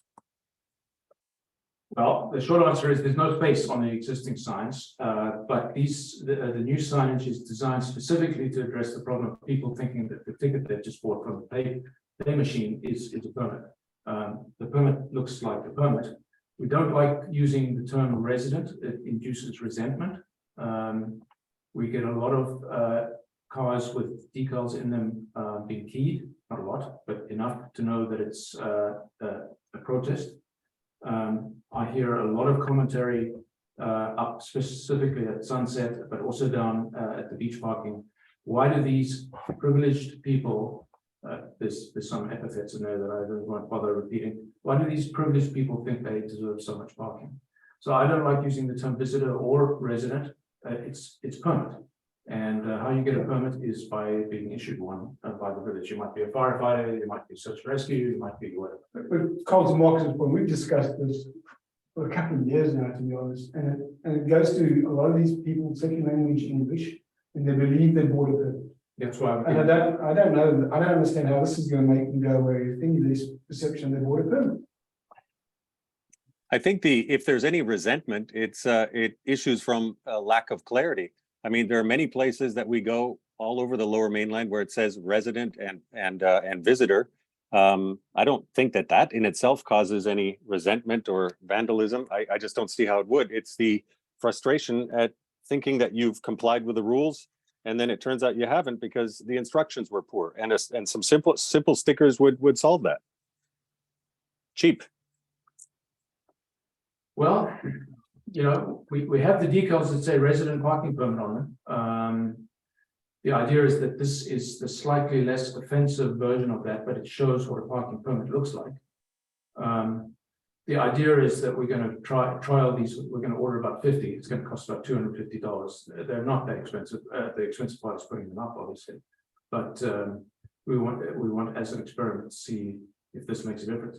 The critical issue here is that we're going to say what happens if you do it. It's $195 fine. Now that is a sticker because that may change. Might change.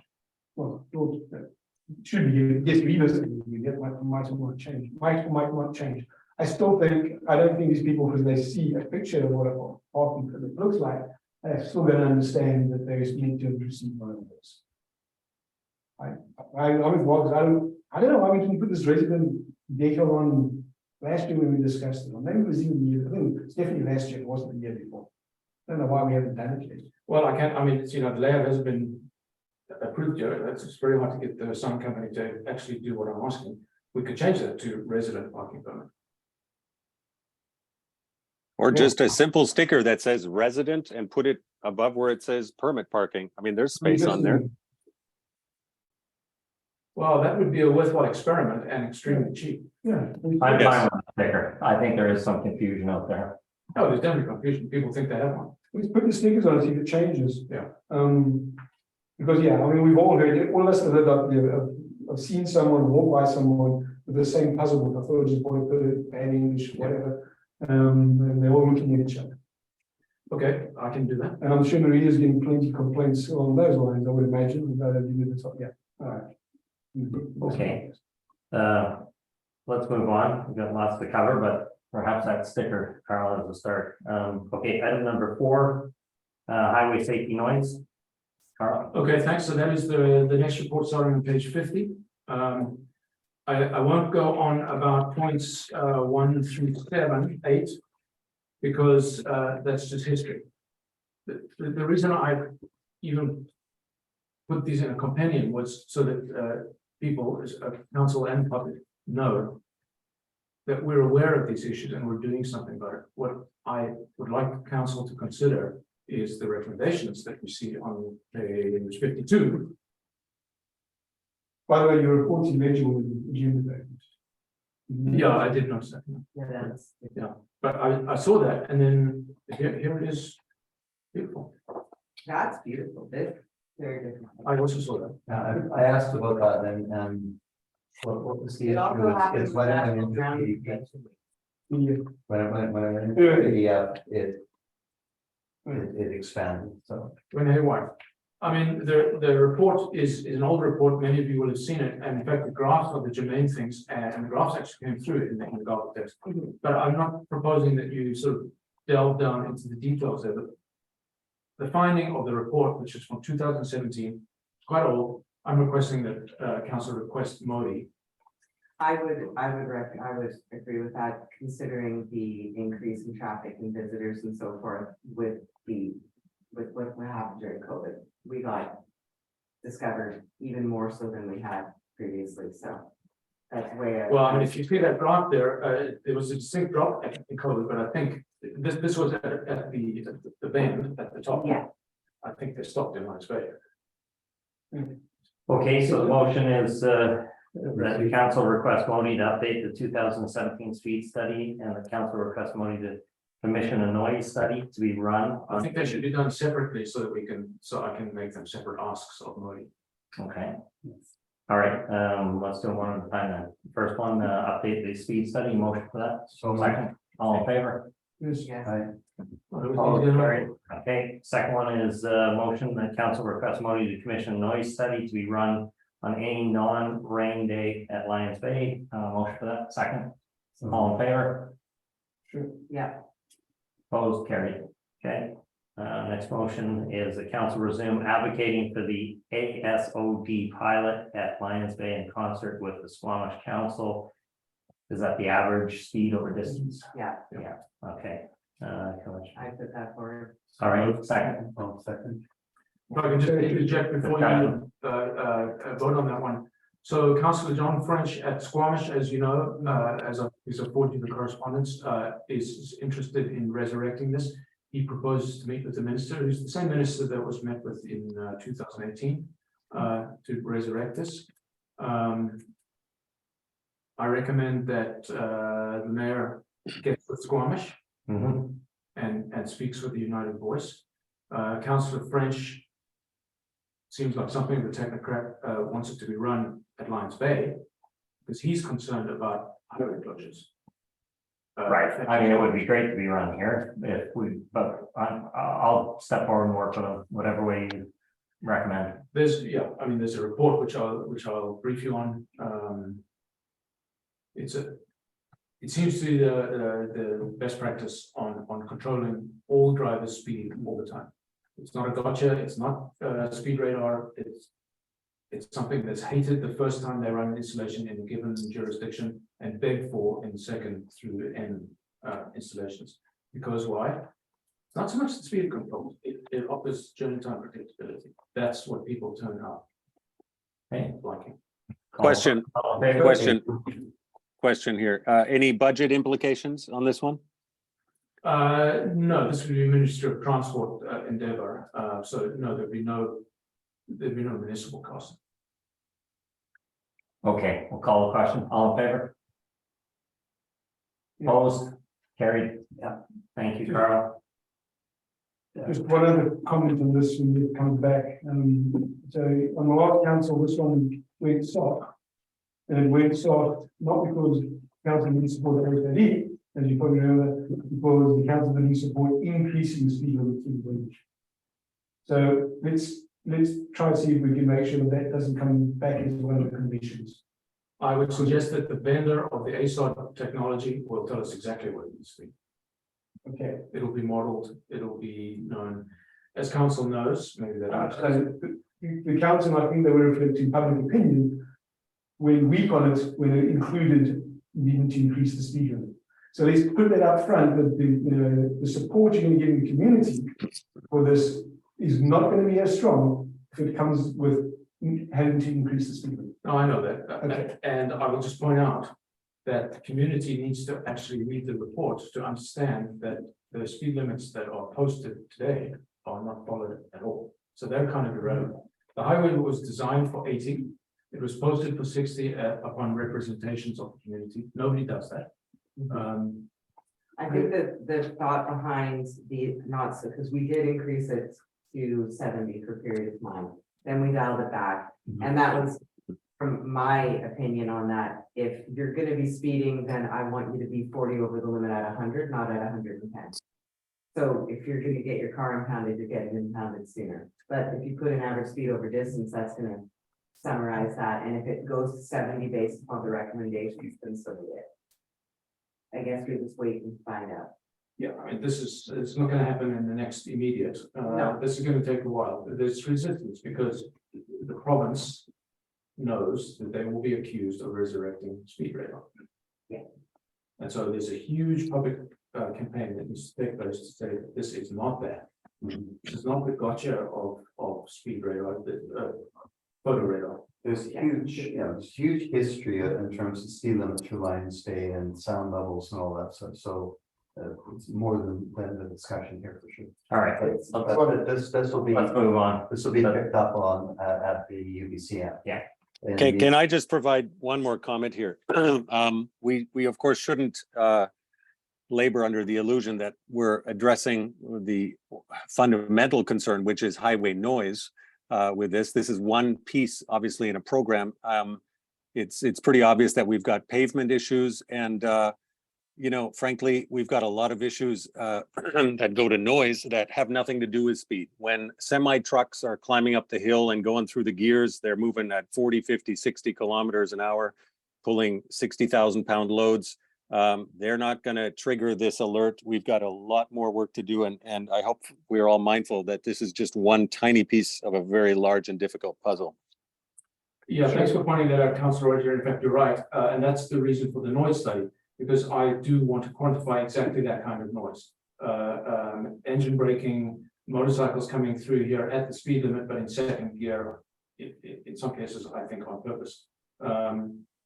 That's what the noise study is about. So we can quantify exactly what comprises the noise, and that will then somewhat inform future enforcement efforts, because we really don't get much shrift from the police because they think everything's hunky dory. Thank you. All right, So that's one of the noise thing. Okay, so we'll Okay. move on. Much as I like talking about highway noise, and I'm not being facetious. staircase next. Item number Okay, 5, fine. yeah. So, council will have noticed that there's another step is broken. Are we talking the staircase right outside? Right here, Yeah, okay. I'm gesturing towards the staircase. Mhm. The stringers, that's the side pieces, are punky and rotten. The staircase is not repairable. You will recall the headache that we entered into with the broken staircase at Calvin Grove Beach Park. It's time to close this one until it can be budgeted for replacement. But it's never going to be repaired. This one is beyond repair. So why don't we just remove it? We don't have time. Closing and removing.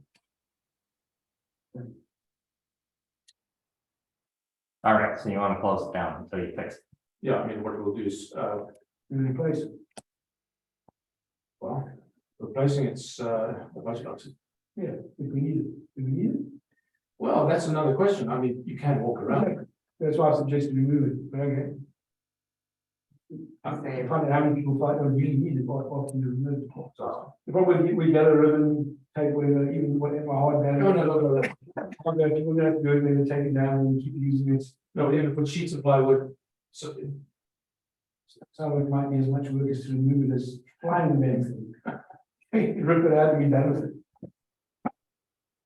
we're not a resource. All right, okay, you need to close it off. Seems to me it integrates the lower and upper area though, rather than going off on. Yeah, it's nice to have it, but I just, That may be in that for the council to decide on later. What I need to do now is close that one. Okay, so a motion to close it off. And a motion- Carl, question for you. I mean, I understand the stringer is getting a little long in the tooth. But I mean, for goodness sake, until we get to it, can't we put something underneath the stringer in the vulnerable point and give it some support and then get to it when we get to it? It seems awfully draconian here. Well, you know, all of them or just the ones as they break? As I said, the second one broke yesterday. It's a liability. The second tread, or are you talking about stringers now? Okay. Because Well- it's ripped out of the stringer. Okay, so is the problem the stringers or the treads or both? Well, the treads are collapsing because the string is punky. Well, I mean, put something underneath the stringer, get some support underneath it, and if a tread goes here or there, just throw some new 2x8s on it. And so we can, It's uneven ground. We have each I cannot predict which step will be next. But we can band-aid them as they break, but each one is gonna take a day. It's not gonna help when somebody tumbles down it because they're on that. Because the steps just Why broke. don't we close it off and then someone can look at fixing it? And I agree with Marcus, there is ways to fix it. You pound some treated wood in. You scab it on the side, there's ways to fix it, but until you do that, close it off if you're worried about it. Absolutely, I'm beyond worried. Okay, so the motion is to close it off until Carl finds another solution here. investigate further. Okay, fair enough. All right. Okay, all in favor? Okay, Oh. thank you. Carried. Okay, So we saved the best for last, and that's the water.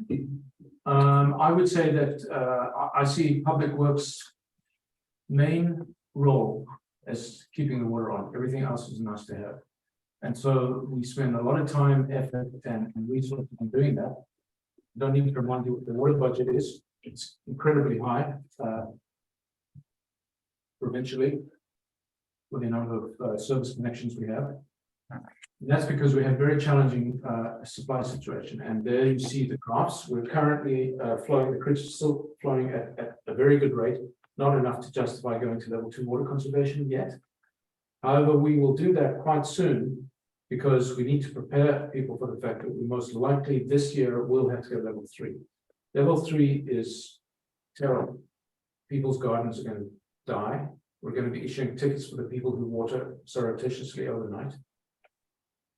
We don't like going to level 3. We've only ever done it twice since we've had the outdoor water use bylaw. I don't even know what effect it will have. Seems that our usage patterns have changed. When we went to level 1 this year, we saw no response.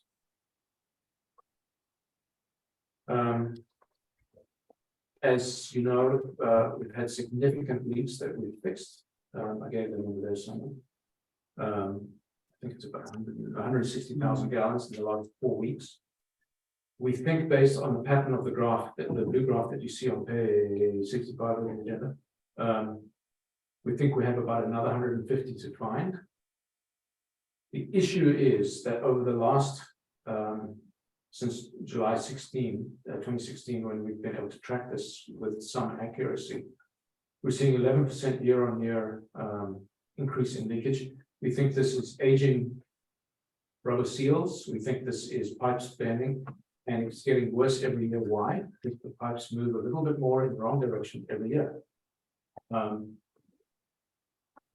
If we keep on this trajectory, we're going to be out of water every year. That's why we're applying for $9 million worth of projects in the Infrastructure Canada grant. So it's just as well it's can't come up at this time. That is truly disaster mitigation and adaptation that we are going to have to be doing there. That's about all I have to say on supply and consumption, and for that matter, infrastructure. We have a pretty good handle on it. We've got some very good people who understand the water system in their sleep, and I think they think about it in their sleep a lot. For example, I don't know if council knows or cares that we've been running on the Harvey tank for the last 2 days because MAG took it in its head to do something crazy. We've been tweaking it ever since we first. So it wasn't just a blockage. It wasn't just a blockage. We cleared the blockage. There was blockage on the screen and blockage in one PRB. But turns out it went ahead and did the same thing last night. Today we realized that the balance of the bypass at the MAG intake was misset. So now we're tweaking that. That's a manual set. That means we're going up there twice a day now. You've all been up there. You realize there's more to that than meets the eye. It takes 2 people 4 hours. But the point is that we're on it, and we will solve the problem. So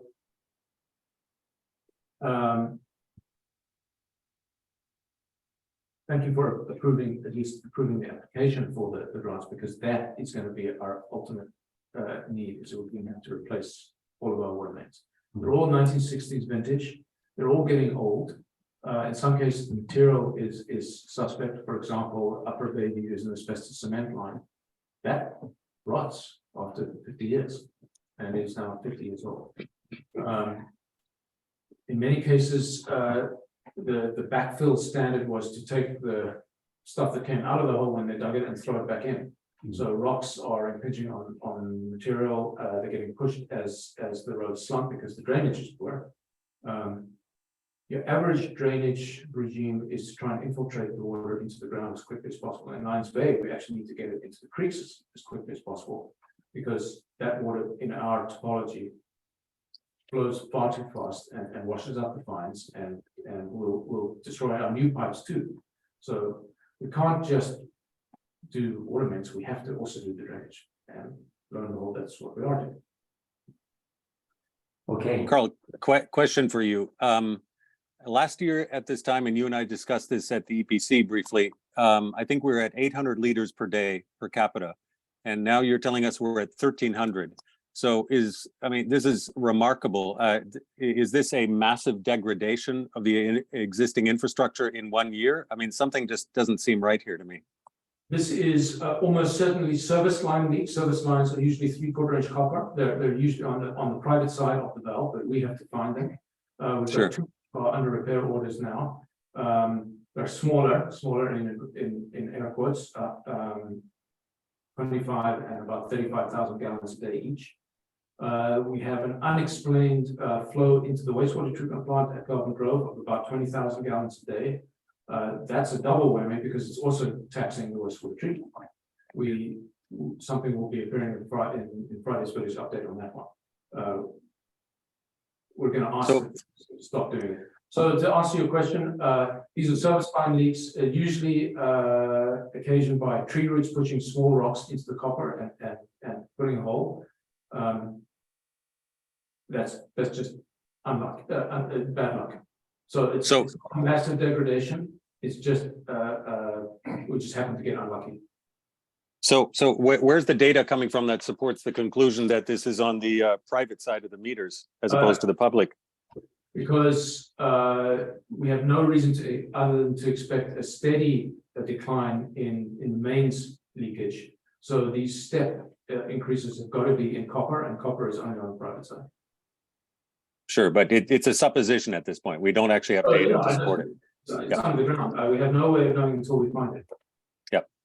Is that what the paint on the next to the water means on the residents? Are we going around listening to them? Is that what I heard? Well, we are. And you're doing it at nighttime when they. We do it at 5 in the morning when people shouldn't be using their water yet. You know, or running showers or cooking or whatever. We listen for running water. And if they're okay, they're blue.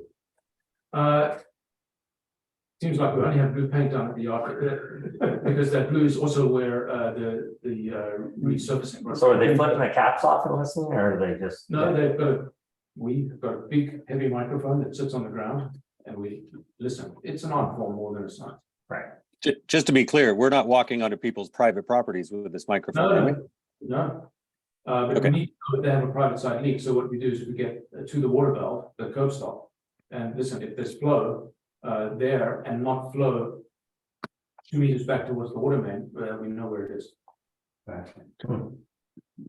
It'll provide some data.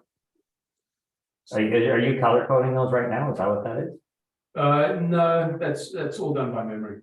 The marks that we see on the street, I did see a residence letter and I haven't actually got around to going to look what it is. I suspect it's a resurfacing project.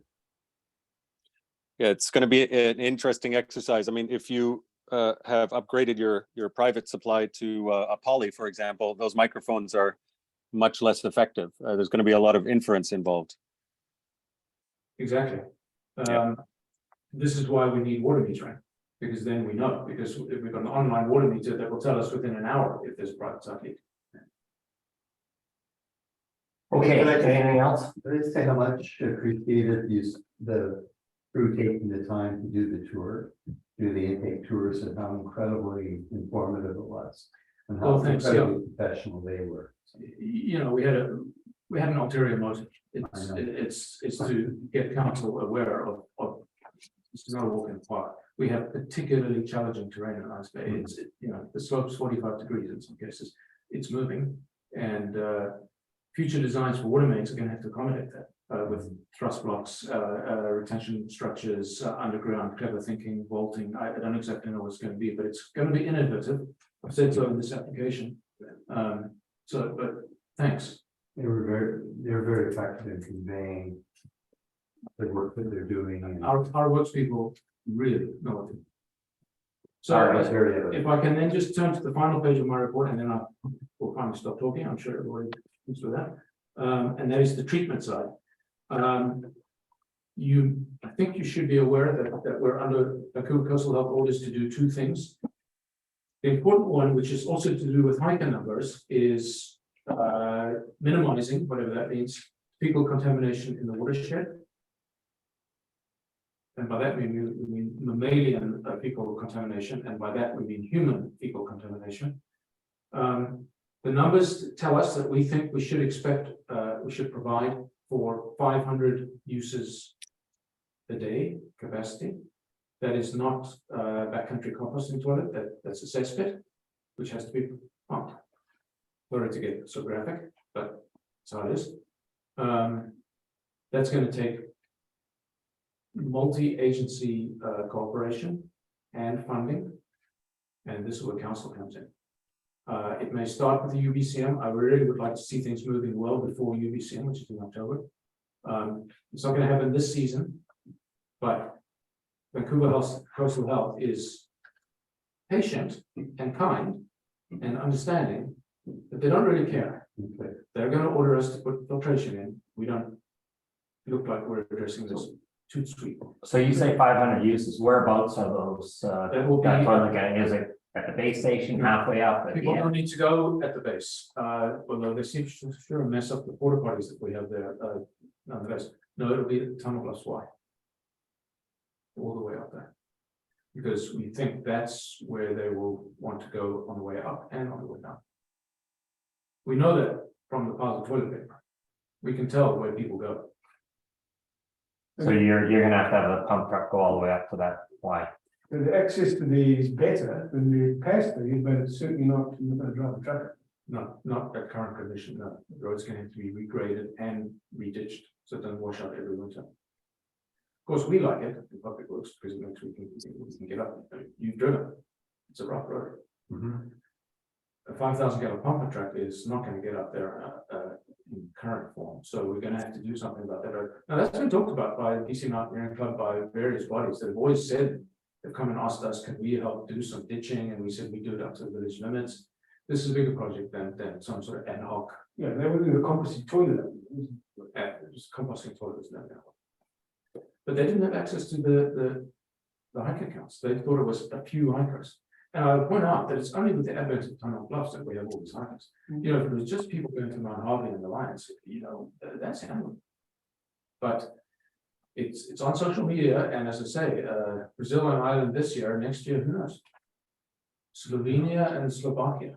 Does the pit parking help in terms of getting, you know, taking some people out of the village if they're going to Tunnel Bluff anyway? We would want to put toilets there as well. I know we still want to put it there. But yeah, I mean, really what that does is take people across streets from a safety perspective.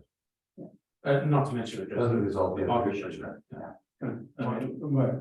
Exacerbate the other issue, because you might give more parking and availability in different ways. I just refer back to my Then bolded. you start charging them and you start limiting. People are not deterred by fines, and they're not deterred by parking fees. They're coming. That's why I bolded it. You're not going to encourage more people to come. They're already encouraged. Providing parking is only going to address the problem. It's not going to encourage more people to come. Okay. Anything else, Carl? My recommendation on this one is just to receive the report and direct us if you have anything you'd like us to do. But I really would ask you to please take this report to bed for about a week and read it every evening. It's really important to understand that water is our critical public service, and it's under threat. What about drilling for water? That is mentioned here.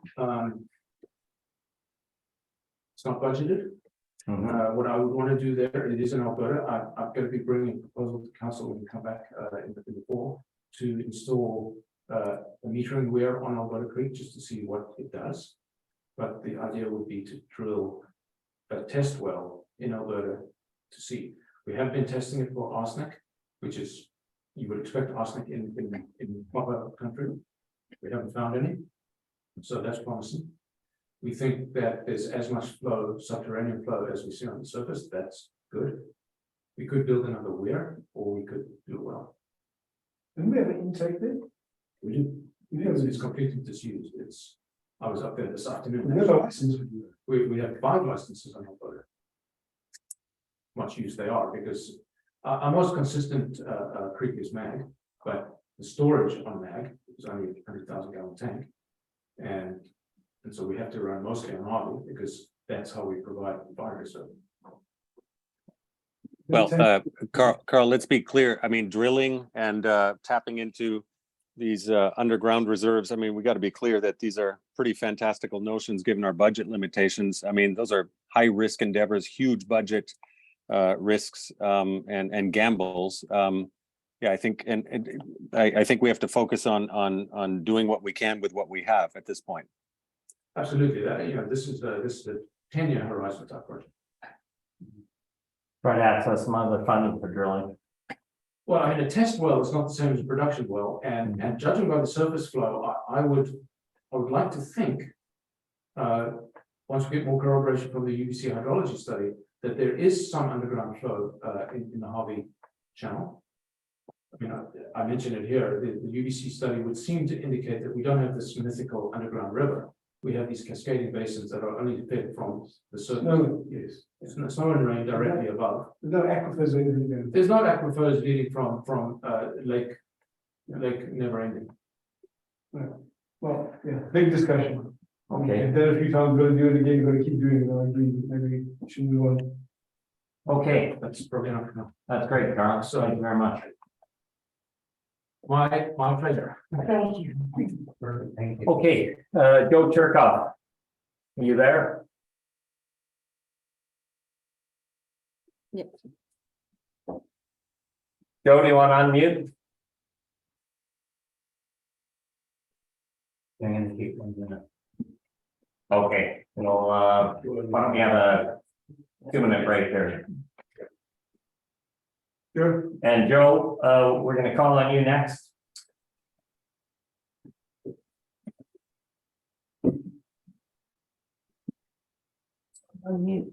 He is calling him right now. He's unmuted, but Hi, Joe, can you hear us? okay. I can hear you. I don't, my mute's off. I don't have a microphone. Can you, Take a look at this keyboard, maybe. what about your keyboard?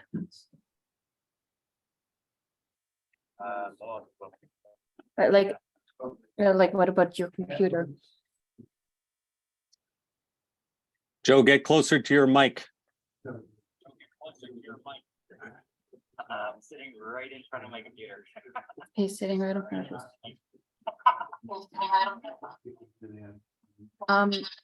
Can you log off and log in again?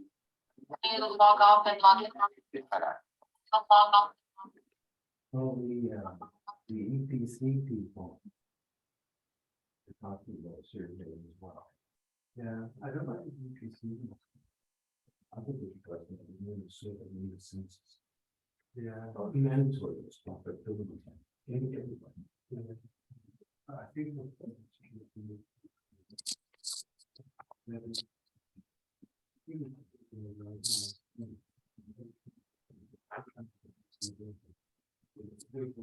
Are you rejoining? I'm trying. You were kinetic energy. Good job on doing that. Disaster mitigation, that stuff.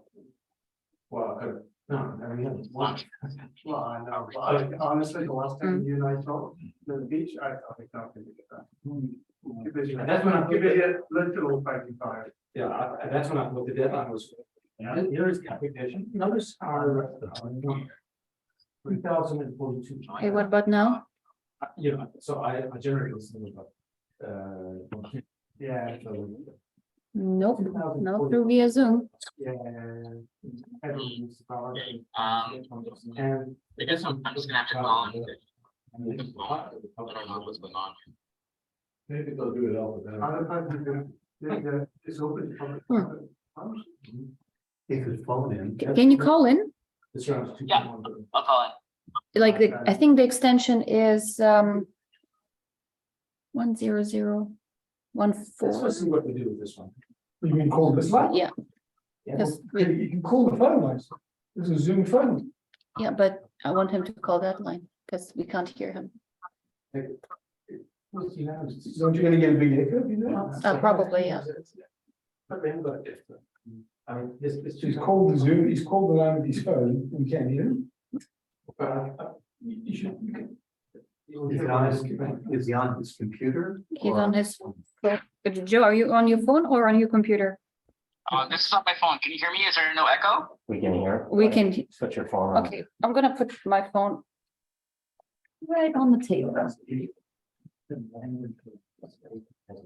So I am. Okay, we can hear you on the phone at this point. Yeah, I can see everybody on Zoom and I can hear everybody. Okay, we can hear you on the cell. Okay, Joe, we can hear you. That's good. All right, we'll call the meeting back to order. And let's see. Are we item 10? 10A8, 7, sorry. Joe, the LG CAP report, page 67. Do you have any comments on that? Right, so yeah, as part of the package, the template unfilled in Word was sent out, and then another document was sent out attached with draft responses in there. 95% of this survey is primarily just describing what climate action activities have been performed. The financial aspect is pretty marginal. I have the numbers to fill in an estimate of labor hours involved, and it's actually a very, very, very conservative estimate. Of say 10% of public works worker time, and even a small percentage of administrative staff time involved with climate-related action activities, which is pretty widely encompassing. So the ask is for supporting continuing grant of $51,000 or $52,000 per year, which is going to continue for a little while, and then we need to spend it by I think 2025 or something like that. But just on a pure labor perspective, we're from what I just do as a basic estimate at a very low estimate of time percentage incurred for climate activity-related activities. We're at about $150,000 in labor costs to the village, supporting climate action-related activities. So the dollar values are really not the issue. What I really appreciate some support for would be looking through the draft answers that have been provided and providing any more color, more initiatives that I was not able to find or sufficiently describe through reading through the minutes of the climate action committee notes. And maybe also if you could take a look or provide any input on any hard costs that we may have incurred for consultants. In our server, we do have a lot of consulting agreements, but they're generally from 2021. So if I missed something for a recent study that I could put in there for like a climate action consulting cost or initiative, that would be appreciated. I just couldn't find anything else.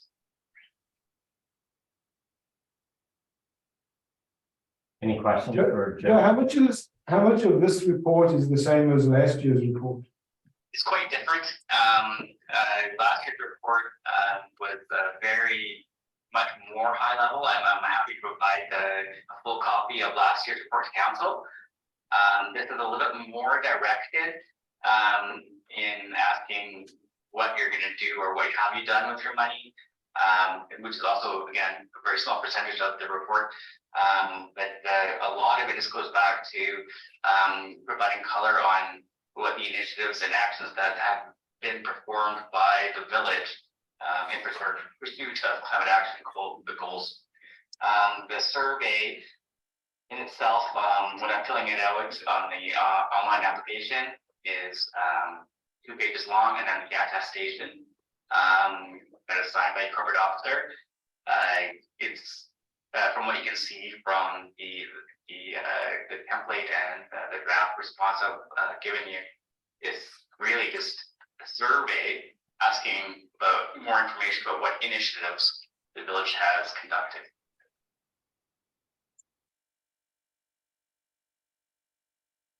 Sorry, Joe, can you just elaborate again? You said the grants for somewhere in around 50,000 and we're going to be spending 150,000 a year, or was that cumulatively over 3 years?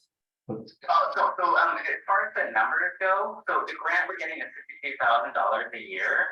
What they want to know primarily is what we're doing related to climate action. So a large part it's a large part, a portion of all of our work from public works to administrative and supporting council with climate action committee initiative is a labor cost. And if I estimate that like 5% of time or 2% of time, we're still coming into over our entire labor costs for these employees at $150,000 plus in cost each year. So the cost aspect is not really something that is a determining factor here, or whatever. If anything, really, what the crux of it is just describing to the province what we're doing and giving them some more information on what we're doing. That's why I call it a survey. They just want to gather information to figure out what communities are doing in respect to climate action. Okay, so let's be clear, we haven't spent any of this money. We haven't spent anything. It's sitting in reserves. The costs that have been incurred, just as far as labor, and again, this is just only in respect in the last fiscal year. Our labor costs that have already been expensed through our general fund. But what I'm trying to accomplish here is to show a percentage of that time that's actually related to climate action. Sure. So you're documenting a portion of our budget that has gone towards climate action. So we're saying that we're walking our talk, that we're actually spending the money, and now and they're asking a survey as to what we're spending it on. No, hang on, guys. Just, no, they give us $52,000 a year. Okay. We have to spend it on climate action initiatives. Okay. We started last year trying to do one around getting rid of the oil first. Right. We couldn't get there, it failed. But the climate action is with various other initiatives. Okay. The money's meant to be spent on those kind of things, and we haven't got one that meets the money in the budget yet and meets the sort without any other budget money. The other one died because we needed more money from council, and it didn't come. So that's what this is all about. Joe, just arbitrarily saying that 5% of everything we do every day has something to do with climate action. I don't know that cuts it, to be honest. But that's just one small part of the report. What we're trying to do, okay, so I was just trying to understand what part of this report you've done in and what part you need help on. The suggestion was, and we've only got, things going to be done in 2 weeks' time. Correct? Yeah. Okay. We'll see if we can reconvene a climate action committee on Monday and see if people can work on this so we can get something done in a week. I don't think the council is going to help you here. I can see lots of stuff I think we can mention here that the climate action committee's done. Other than me, not going to get anyone. Well, John Robb might step up to the table and help you. But 2 climate action people helping you out. But yeah, we're going to have to go away and do this. John, since you're here, do you have anything you want to add to this to just help us understand it better? No, Neville's got his finger in this much better than. Okay, don't mean to put you on the spot, just thought I'd ask. Yeah. Okay, so Neville, there's going to be a climate action committee meeting next week, and maybe there's some individuals that can roll up their sleeves and contribute a little bit to this. Hopefully between now and next week, there's people that can do something. Yeah. But the meeting is just going to be to agree and bless the thing because Joe will submit it a few days later. Okay, Joe, anything else you'd like to add here? Any? The focus, I think, is just really on the answers on or responses to climate action committee initiatives and progress that are within the report, and that's all color. I put in what I can from reviewing the climate action committee minutes, and so that's kind of where I think the greatest help would be. So Joe, as soon as this came out on Friday, as soon as this agenda package, we already shared with the climate action committee. Did that immediately, but I think what might help is, well, can you attend the meeting? Oh, yeah, no, I can be there, yeah. I think what might help is if somehow you can mark up this thing that says, okay, if there's anything that's just a kind of rolling number from last year and rolls over year, then just update it, that's fine, we don't need help. Then give us a much more focus on where you got your information from and where you feel you need that color. Just direct it a bit more. Maybe take it and highlight it in green colors where you want climate action committee input. So say 5 people trying to read this thing from top to bottom, because otherwise we're not going to get there. Right, okay, I understand. Yeah, and I will also attach the responses from the last year, so you can see the differences. All right. Okay, any further questions? While we move on? No, okay, Joe, that'd be great if you could attend that meeting Yeah, no problem. next week. Okay, next item is item 8 and the accounts payable checklist. Joe, any comments you'd like to make before we move to receive this amended accounts payable checklist? I think Karen's been doing quite a good job on keeping up on accounts payable. We've been working through keeping it current. Last time I checked, we're doing 2 check runs a week. Karen's producing it. I'm doing signature, vetting everything, and then giving it to yourself for another signatory for check signing. Primarily still everything remains mostly check based. The process is quite well, and we're caught up on everything as far as payables. So I think that's an accurate reflection of where payables are at. Joe, you just said we're still mostly check based. So what percentage is electronic transfers over and above what we're seeing here?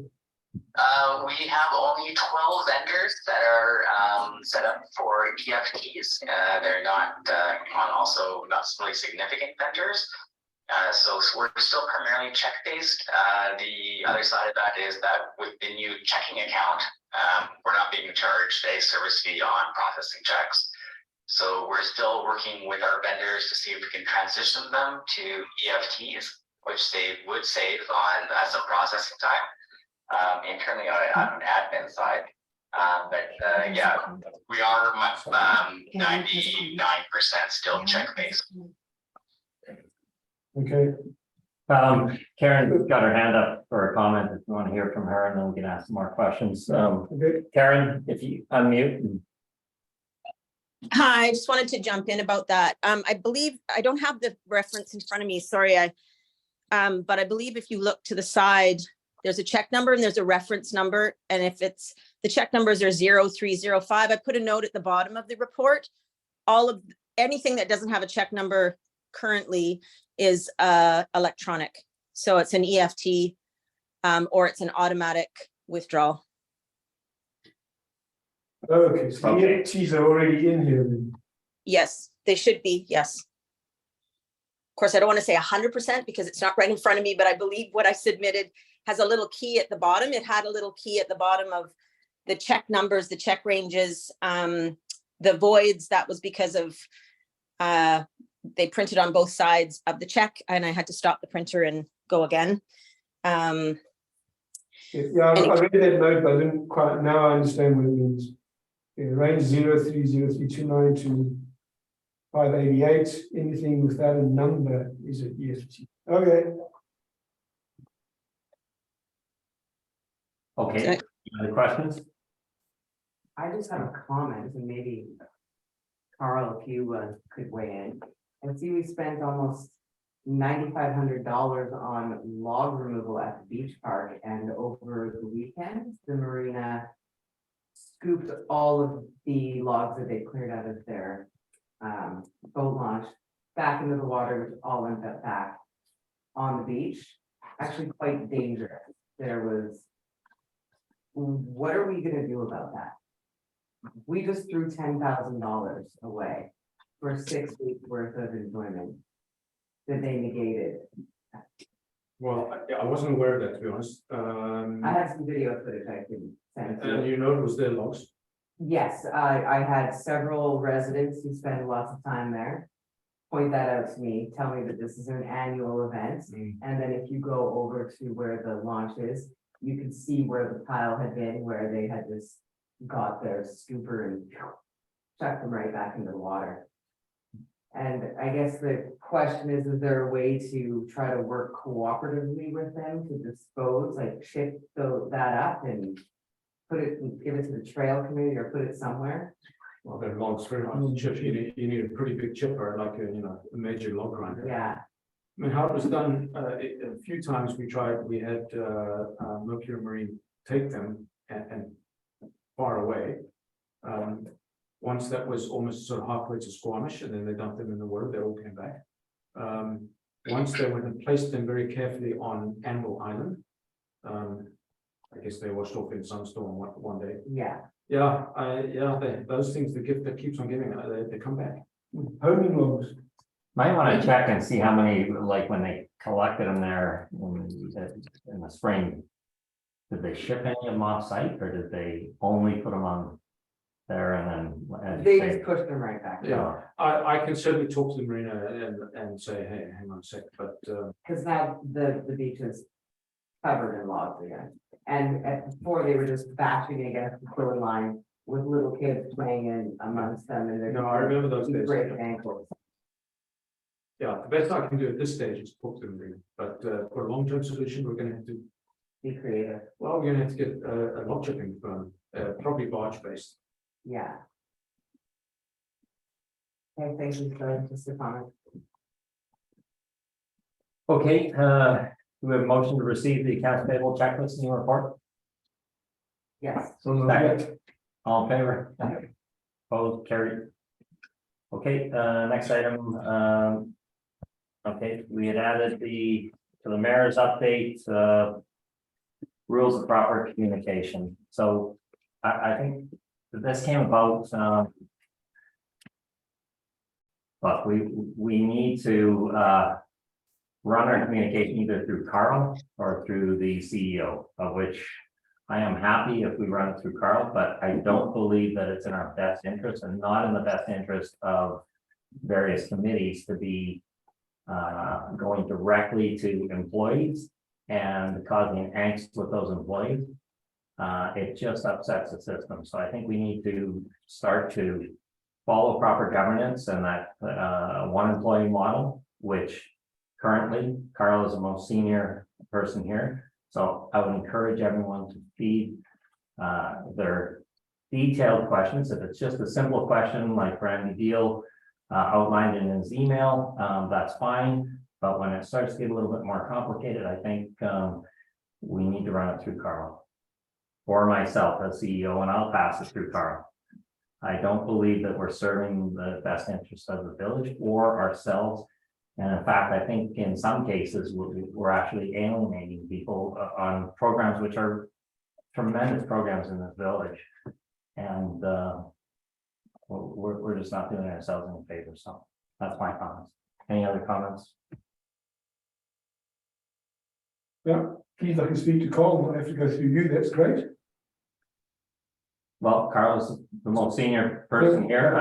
That's what I've been doing, but you know, because Well, we've often you had, busy kids, so I just have to. yeah, we've had some complaints from others. I've had phone calls and I direct my comments to Carl. And I think we've seen Randy Deal's explanation again. He's outlined best practices many times to us. So I think we just need to be a little more conscious of that. Okay. Any other comments before we move on? No. Yeah, I got a comment on that one. Sure. We've asked and answered this many times, you know, about the employee angst and the upsetting the system and alienating. You know, in a organization the size of ours, I mean, we've discussed this many times. There is legitimate need and for access to staff, and I would propose that perhaps the only angst or upset is in the need for this clinging to the chain of command sort of stuff. I mean, it's not practical, so I'll leave my comments at that.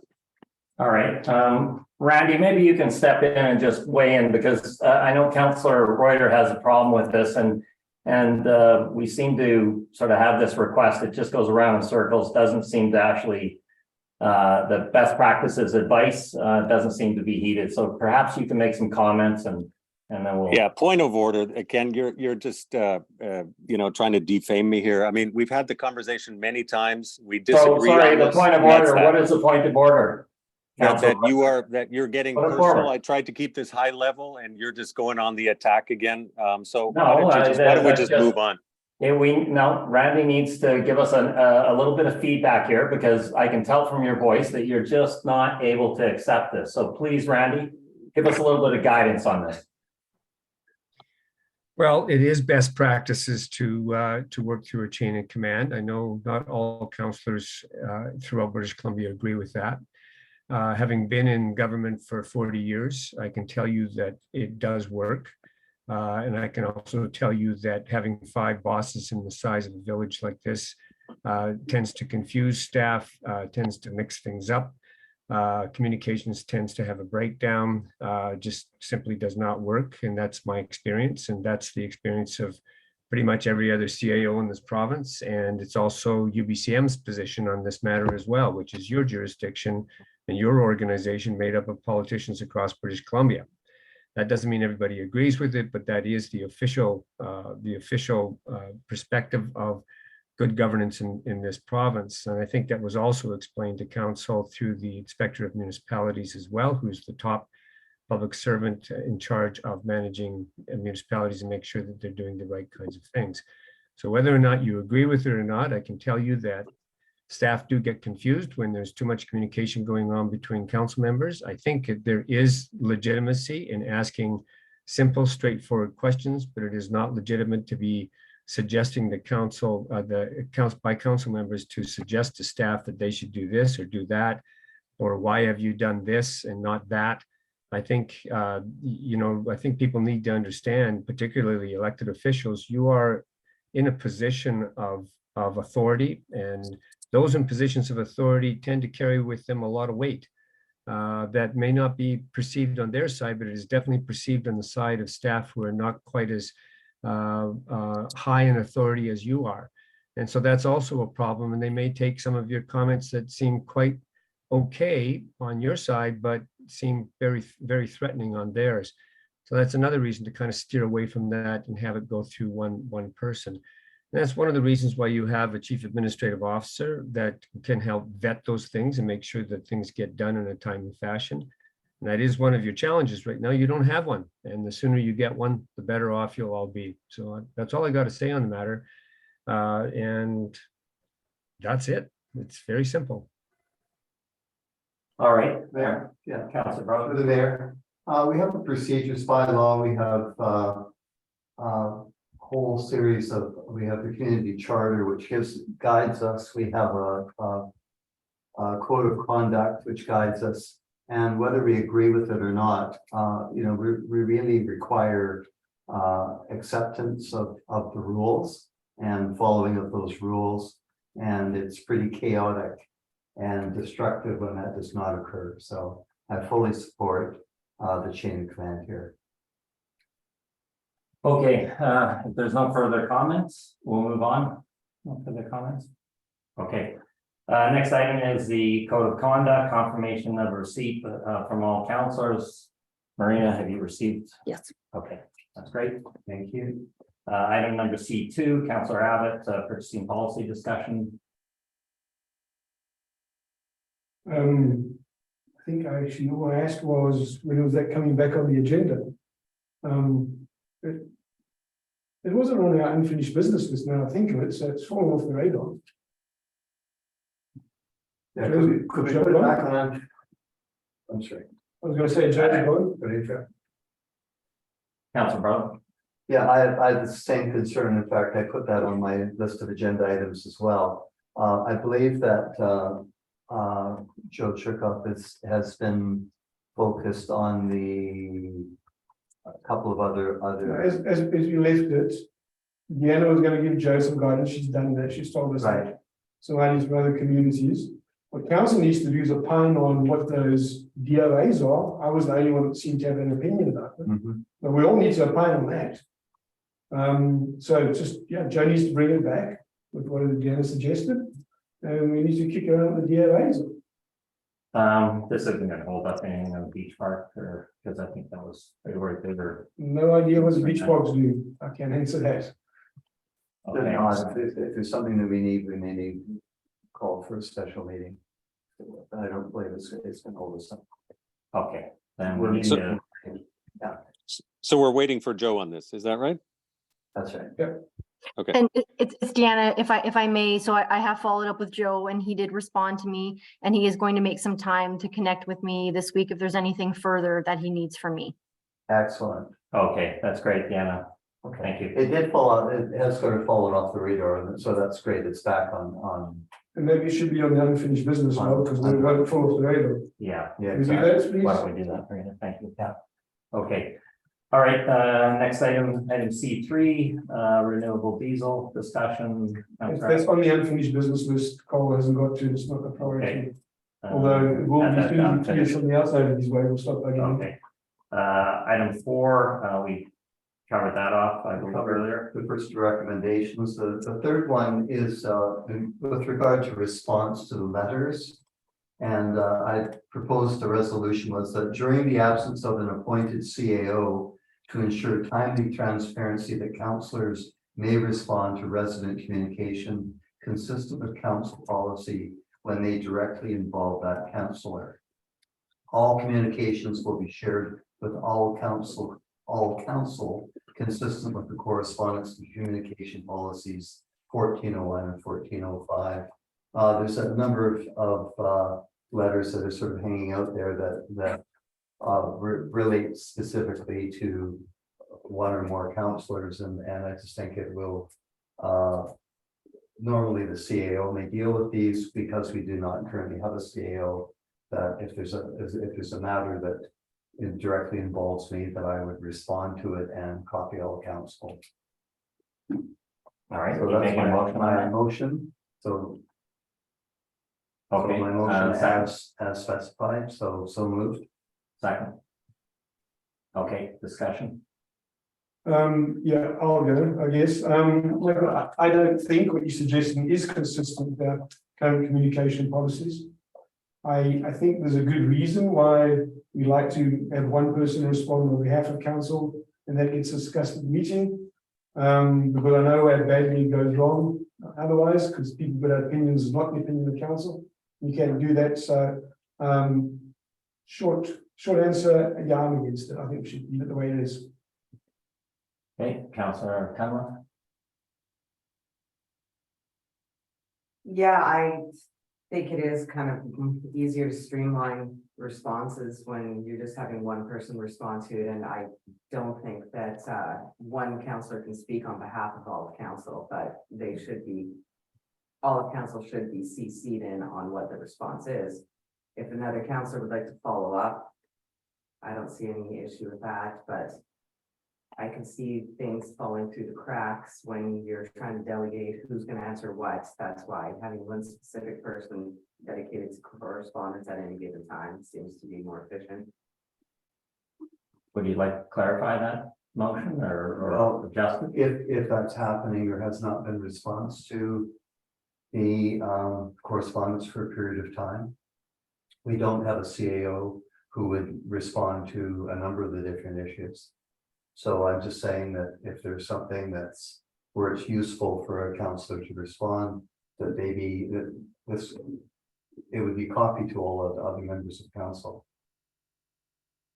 So maybe just explain that. So someone sends a letter into council, but it's specific to one councillor is what you're referring to? Question regarding a specific councillor. Mm-hmm. And or a comment made by a councillor, whatever, that councillor may respond to that letter. There was I think going back 2 or 3 meetings, there was a couple of letters that related directly to me, and one of them I responded to as requested and as requested by council, and then when the response came back, I then wished to provide my response, and it in the minutes, and my response has been concluded in the minutes. So I just think it's a matter of transparency. I have responded to residents in certain ways, and would expect that my response would be shared. Deanna or Randy, do you have any comments on? Does Marcus get to speak? Could I speak to this here?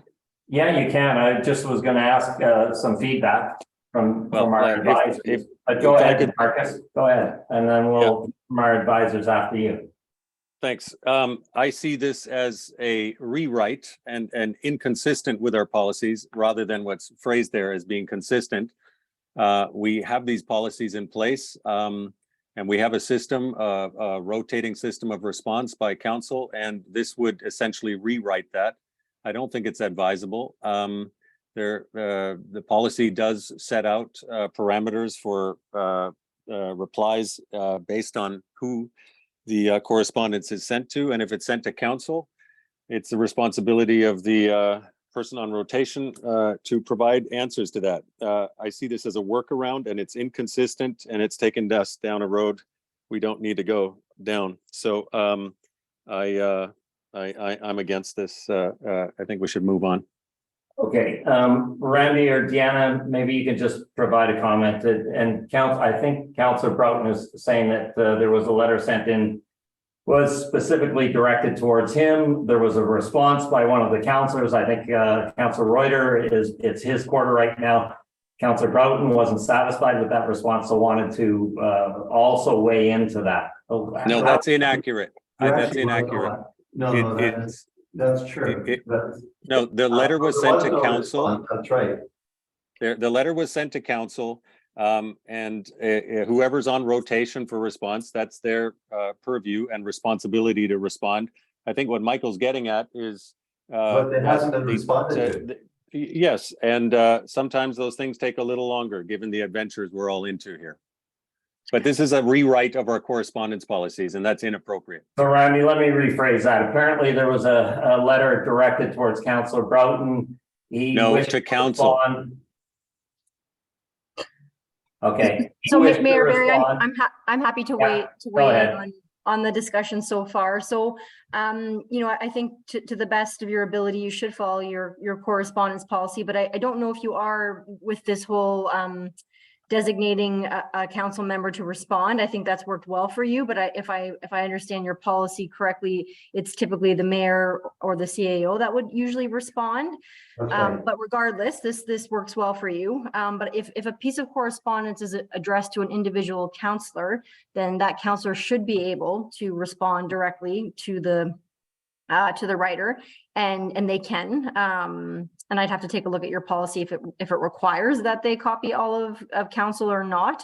But most policies, it would say that it's at the discretion of that councillor whether or not to include all of council. But I've mentioned this before. I do think your correspondence policy could use an update to provide a bit more clarity and a streamlined process. I think a lot of the correspondence you're getting is very operational in nature. And should appropriately be responded to by staff. And I know you're short on staff and senior staff right now.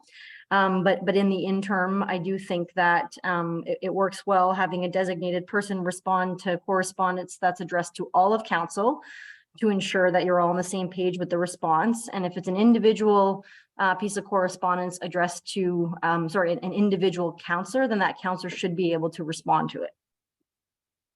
So, Deanna, maybe I could just help you quickly. Our policy says that only the mayor can respond in the interest of something that's done timely. And then the mayor brings it back to the next meeting for council to approve what he said. Doesn't allow councillors to do that. I think the point you're making about, we're not talking about a letter sent to one councillor only. We're talking about a letter sent to council that names a particular council in the email. Oh, so I see. It's no, we're not talking about if it's a one-on-one, we don't even, Mr. Council doesn't even know that. Okay, something sent to all of council, but either names or addresses it one of the councillors in the email. That's what we're talking about. Deanna, can I ask you, would it be possible for you to take a look at this policy prior to moving on and perhaps make some suggestions, some best practices for us on Sure. how we want to improve that? Sure, yeah, I'm happy to do that. There's more than one policy you need to look at, right? 1404, 1401, whatever, these two. 1401 and 1405, yeah. Yeah, 1405 I've seen and have in front of me. I didn't realize there was another one, 1401. Yes. One's correspondence, one's communication policy.